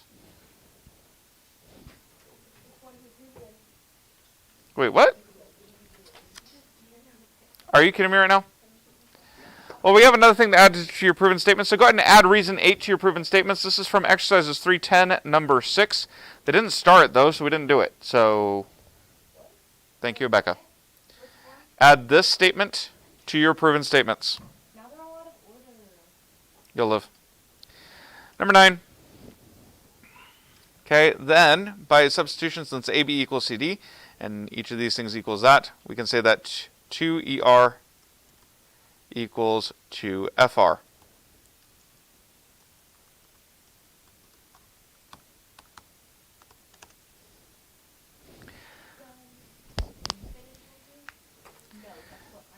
Now, then by division, ER equals FR. Emergency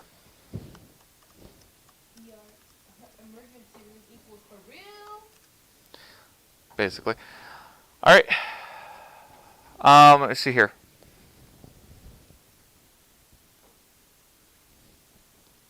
Our goal is to prove.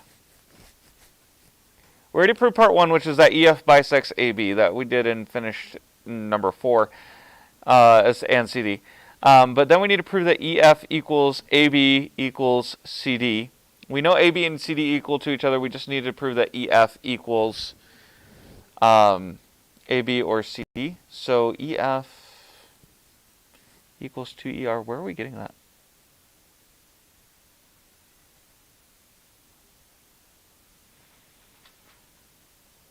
Okay. So then why didn't we do it in step 7? Seriously. In step 6, we go through and say all 3 pieces. So then why wouldn't I also just say that EF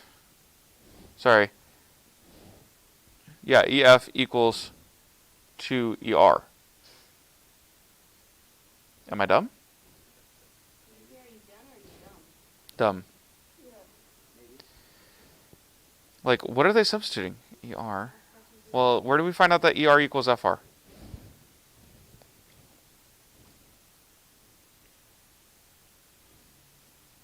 Oh, we just proved it in step 7. That's why we didn't do it up there. That's why. Okay. That makes more sense. So 2ER equals FR. Wait, no, EF. ER equals FR, which is right here. So then simplifying these two, you get 2ER. Wait, that's, yeah, okay, whatever, it works.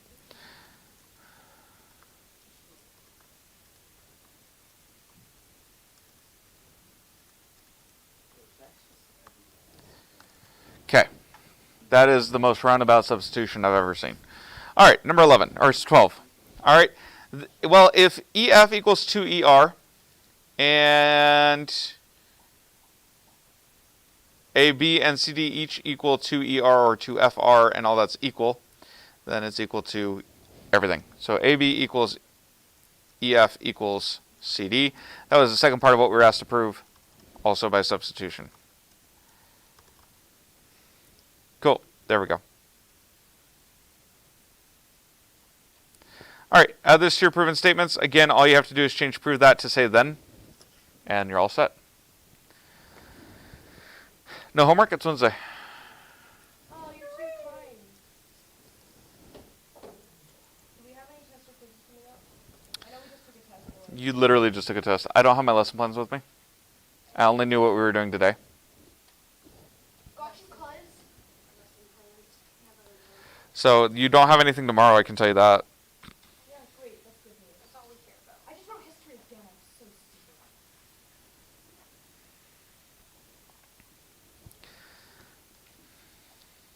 Evia, when you were listening to me, did you hear everything that we were talking about? Like, a lot of that? Well, yeah, I'm the one wearing the mic. All right, any other questions real quick? Cool. Distance learners, I'll see you guys later.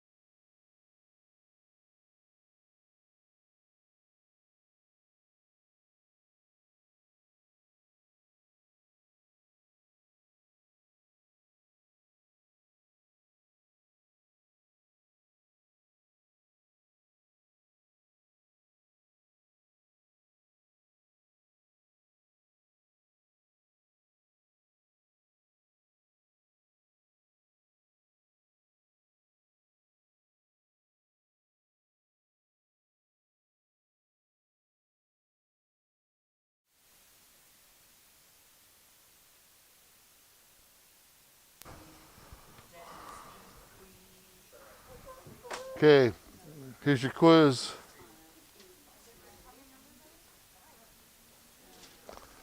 Shh. Take your quiz, reading quiz. No talking, please.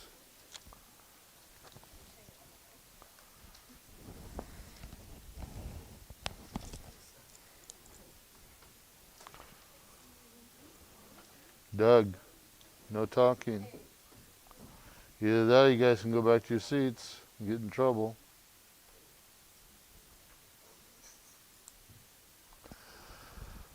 Little DLs. I'm not sure which two are on, but there's two of you. So you got the quiz right there in front of you.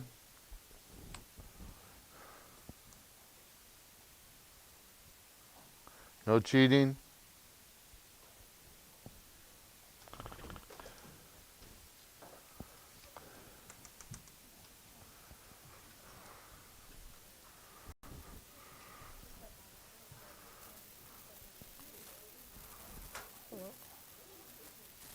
Amethyst. No talking.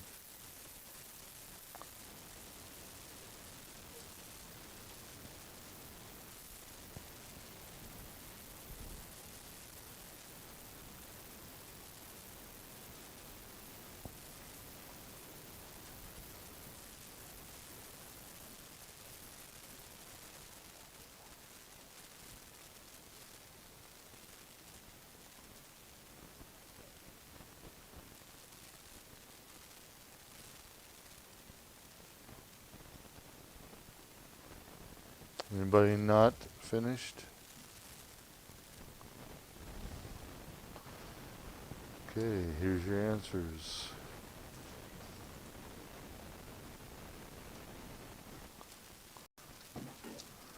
Answers are on the screen.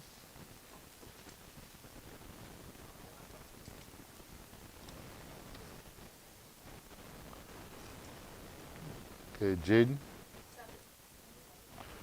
Derek. Isaac. Andrew. Amethyst.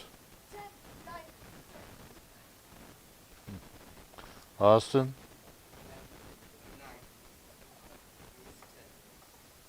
Maya.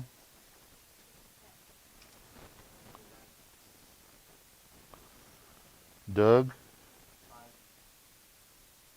Sophia. Yuvia. How many did you get right? 6. Take out your earbud or I'll keep it. Take out the earbud or it's mine. You said 6? Lena? Adrian? Gabby?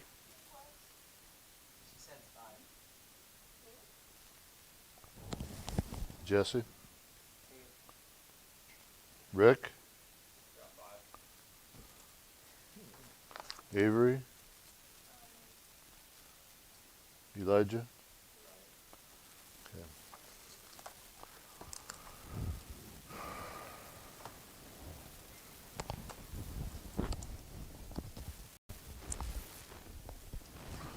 Okay.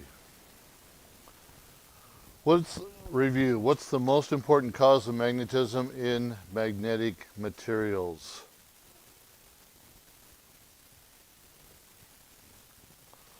What's the most important cause of magnetism in magnetic materials? Nope. What? It creates it. The spin, electron spin. What is a group of aligned atoms having a single magnetic field?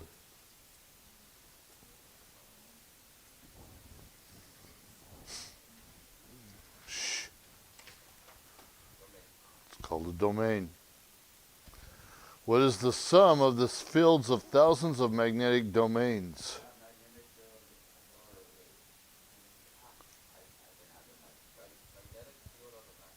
Yep, you were there. What is the foundation of our understanding of what makes a magnet work?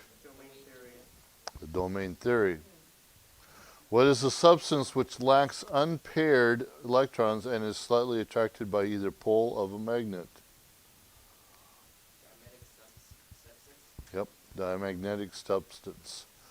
What is the substance which has one unpaired electron and is slightly attracted by either pole of a magnet? Paramagnetic. Okay. What is a substance that has several unpaired electrons per atom and is strongly attracted by the magnet? The ferromagnetic. What is a substance that can be quickly magnetized even in a weak magnetic field? What? No. Yeah, magnetically soft magnet. Okay. What is a substance that is magnetized extremely easily? Temporary magnet. But you had the right idea. What substance whose domains strongly resist changes in the direction of their magnetic fields? Magnetically hard ones. What is a magnet that is made from magnetically hard materials? Permanent. What alloy do most commonly hard materials include? Alnico. Okay. Here's some methods of magnetization. First of all, by contact. Contacting a piece of material by a magnet. Okay. Magnetization by contact may be either permanent or it can be temporary based upon the material that's being there. But if you put a magnet in contact with something else, okay, and leave it there for a little bit of a period of time, then that substance is going to become magnetized just by the contact. So that's obviously the most familiar one, most reasonable one. Then you have by induction. That's,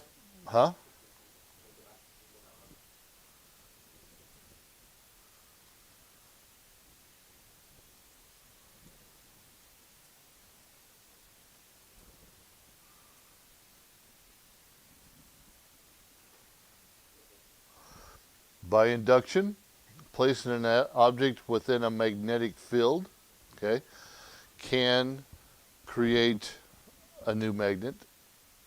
Magnetization is usually temporary in this case, but can be permanent if the external magnetic field is strong enough to permanently align the domains of the needle. Okay?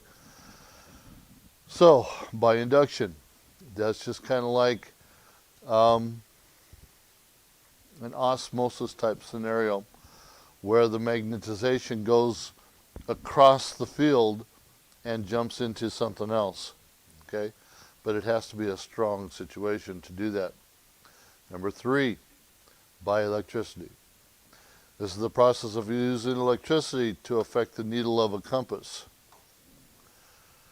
Whenever electricity flows through a wire, a magnetic field is produced around the wire. Okay? That's why in wires they put it in a rubber coating to protect that, because there is an electric field that's flowing through or around those wires. Okay? This gentleman, Hans Christian Oersted, he's a Dutch scientist. He discovered the principle of magnetization by electricity by doing this. He related the two concepts of electricity and magnetism, on the basis of forces of nature. So through an experiment, Oersted observed that a compass needle located near a wire, ladies, quit talking, deflected perpendicular when he allowed current to flow through the wire.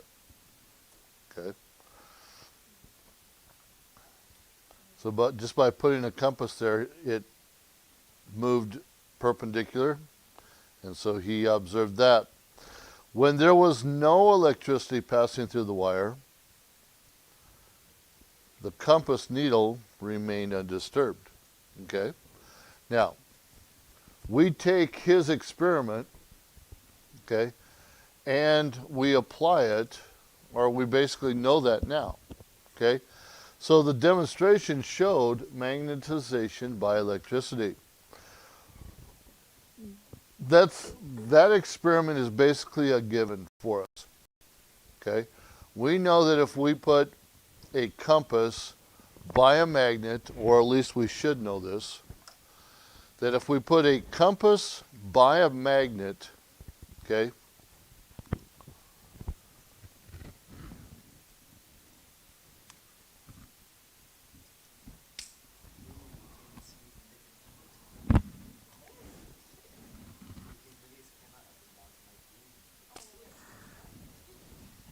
okay, we know that the magnet and how strong of a magnet could determine what happens. But we know that that needle is going to shift towards the magnet.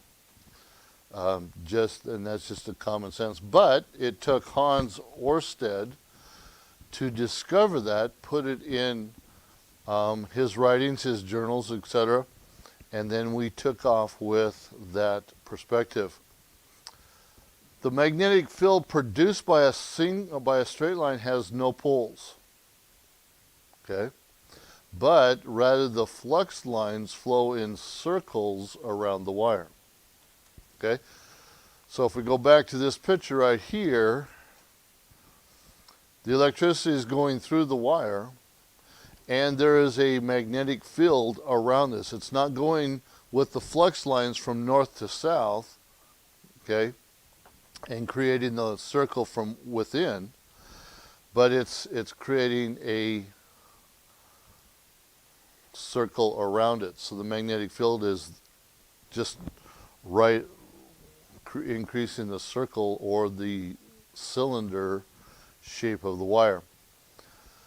So you have a left-hand rule that applies to this. The thumb of the left hand is pointed along a wire in the direction of the electron movement. The fingers encircle the conductor in the direction of the field. Okay? So as it's going, that's what's happening. You got your left hand aspect of this. An electromagnet. An electromagnet. This is a device that produces a strong magnetic field when electricity passes through it. Now, here we're dealing with the coils. Okay? And we're going to find out that the more coils that there are, obviously the stronger the magnetization is going to be. This gentleman, William Sturgeon, okay, an English electrician and inventor, invented this electromagnet. He came up with the principle of the electromagnet, which is Sturgeon. He came up with the principle, which is this. The direction of the magnetic field of an electromagnet depends on the direction of the electron flow. Okay? Now again, obviously, if you just sit back and think about these things, these are given facts, these are given principles, these are given ideas that we don't generally think about because we just or should know it. Okay? The direction of the magnetic field depends on the direction of the electrons, which way they're flowing. Left-hand rule. Now,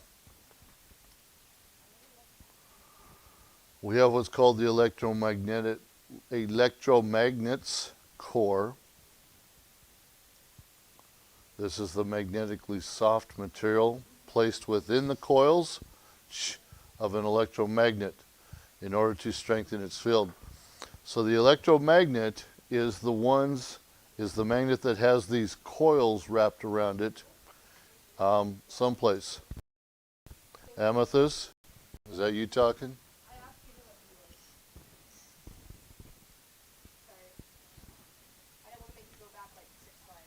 Thank you.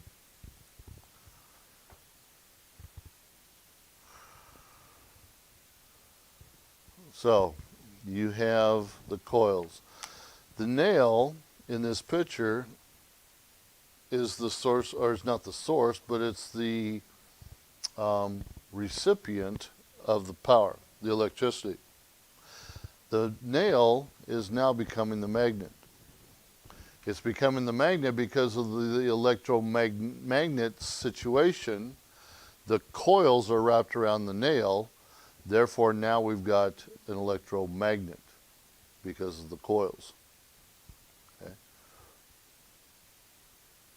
The strength of the magnetic field produced by an electric current is directly related to the source of the current. Okay? Did I say, what did I say? Okay, the square of the current, thank you. Keep in mind that when you do these formulas, that your answer has to deal with the square of whatever number they're using, okay? That's why if the distance increases 9, okay, or increases by 3, then the square or the answer is in cubed, or it's tripled that number, okay? Or it's decreased by triple, I should say, because of the distance. So you're dealing with the square, so it would be 1/9 if it's increased by 3. If it's increased by 2, that it's halved, okay?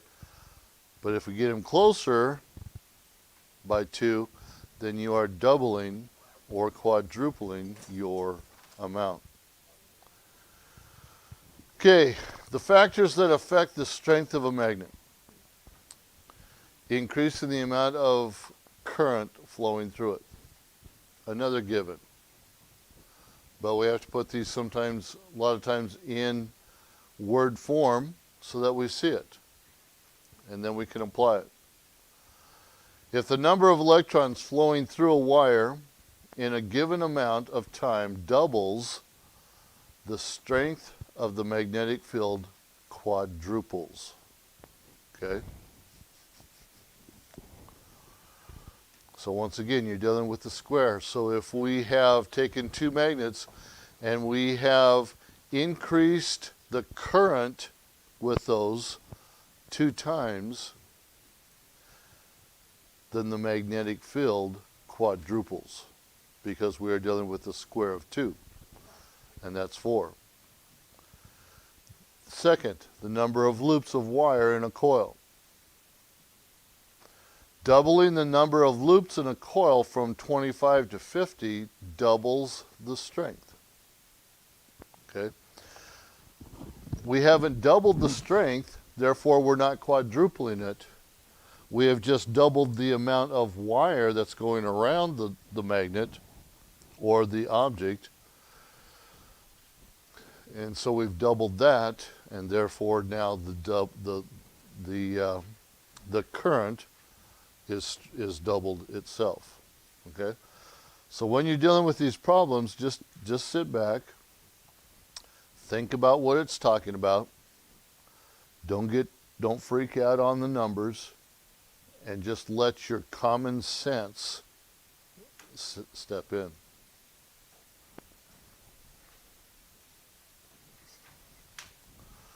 Now, although permanent magnets do not easily lose their magnetism, okay?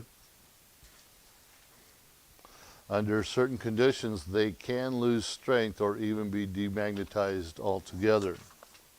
Okay? Here's some ways. Constantly hitting it with a hammer. Okay? Is one way. Okay? All you're doing is knocking the electrons silly. Okay? And if the electrons are silly, they're not flowing in the same direction. Shh. They're not flowing in the same direction. Therefore, the strength of their current is weak. Okay? And if it's hit hard enough and long enough, then the magnetization of that object will cease. Okay. Heating. I'll give you just a moment. Hitting it with a hammer.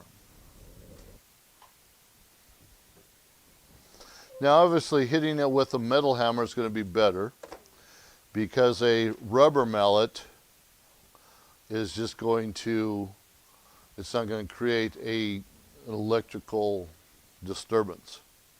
Okay? Or it could, but it may just take a longer time to demagnetize with the rubber mallet. Okay? Number 2, heating it to a high temperature. Okay? The electrons don't like to be heated up. Because the increase in the vibration of the atoms shakes the domains out of alignment. And whenever we can get the alignment of the domain out of its sequence, the strength drops. Okay? Every time. Excuse me. So the temperature at which a ferromagnetic material's domain disappears is called its Curie point, which is 773 degrees Celsius or 1420 degrees Fahrenheit for iron. Okay? So melting it to that point. Now, above this temperature, the atoms vibrate so rapidly that they cannot align in their poles. And that's the key to this. You got to get them aligned to keep the strength there. Taking them out of alignment, Doug, sit up, is going to demagnetize that object. Below the temperature, the atoms assumes ferromagnetic properties, properties that have several unpaired electrons, Doug, sit up, and are strongly attracted to magnets. Doug. Thank you. Although the domains may not be aligned. Okay? So, heating it to a high temperature, it's Curie point. Letter C, our third one. A magnetic field that opposes the magnets, and that should be filled on the end there, sorry. A magnetic field that opposes the magnet's field. Here's what we use the term corrosivity. This is the resistance of a magnet to being demagnetized by a magnetic field.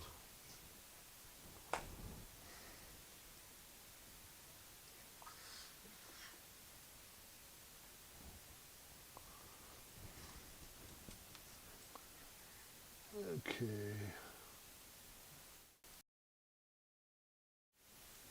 Helping in the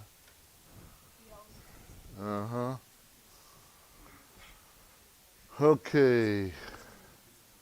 I'm just go back a few to make sure that you guys on the DLs have gotten these. Let's start back here. Number 4A, electromagnetics core.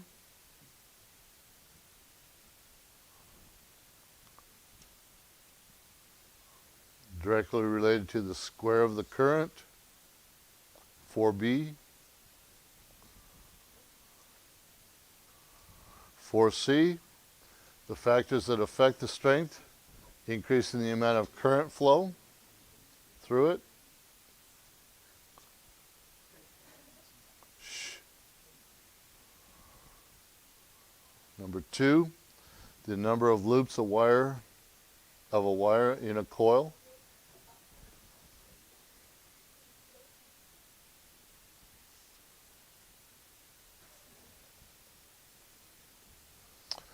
Okay. 3 ways magnets can be demagnetized by constantly hitting it with a hammer. Anything can get destroyed by See, Doug, your statement is actually logically true. Okay?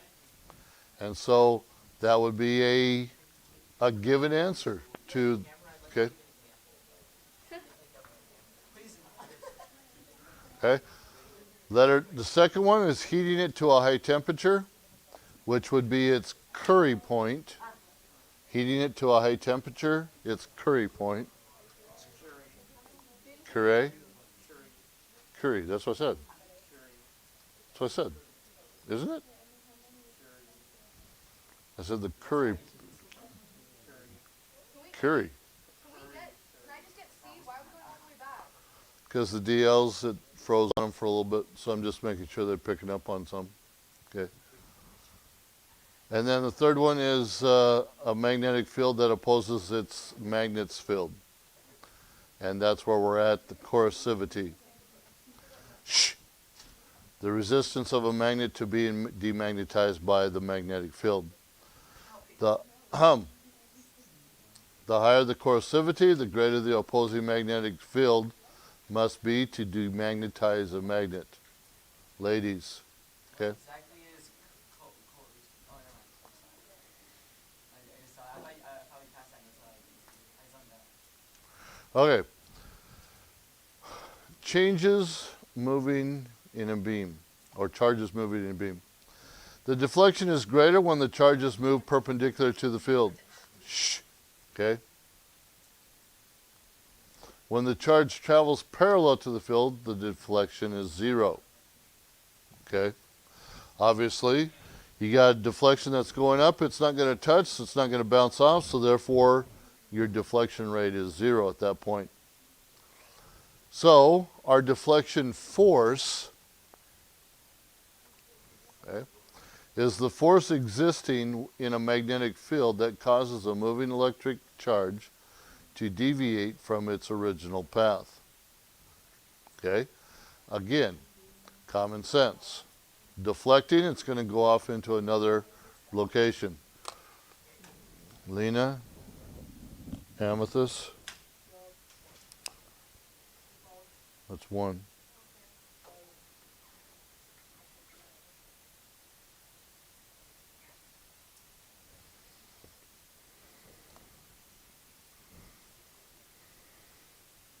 So if the current in the wire travels east through the poles of a horseshoe magnet, the deflecting force still acts perpendicular to the pushes the wire out and away from the magnet.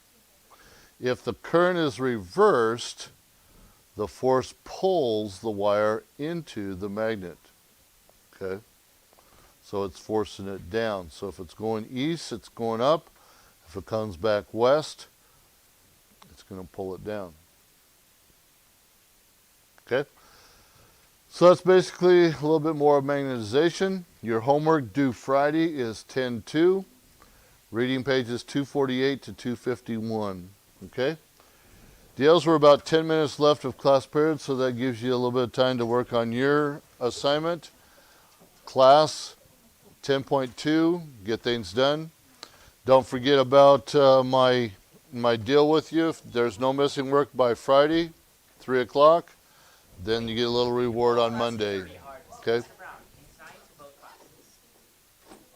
Both. You really had to do that, huh? I had everything in Bible. I don't want to do chapter 8. Okay. Deals, we'll see you later.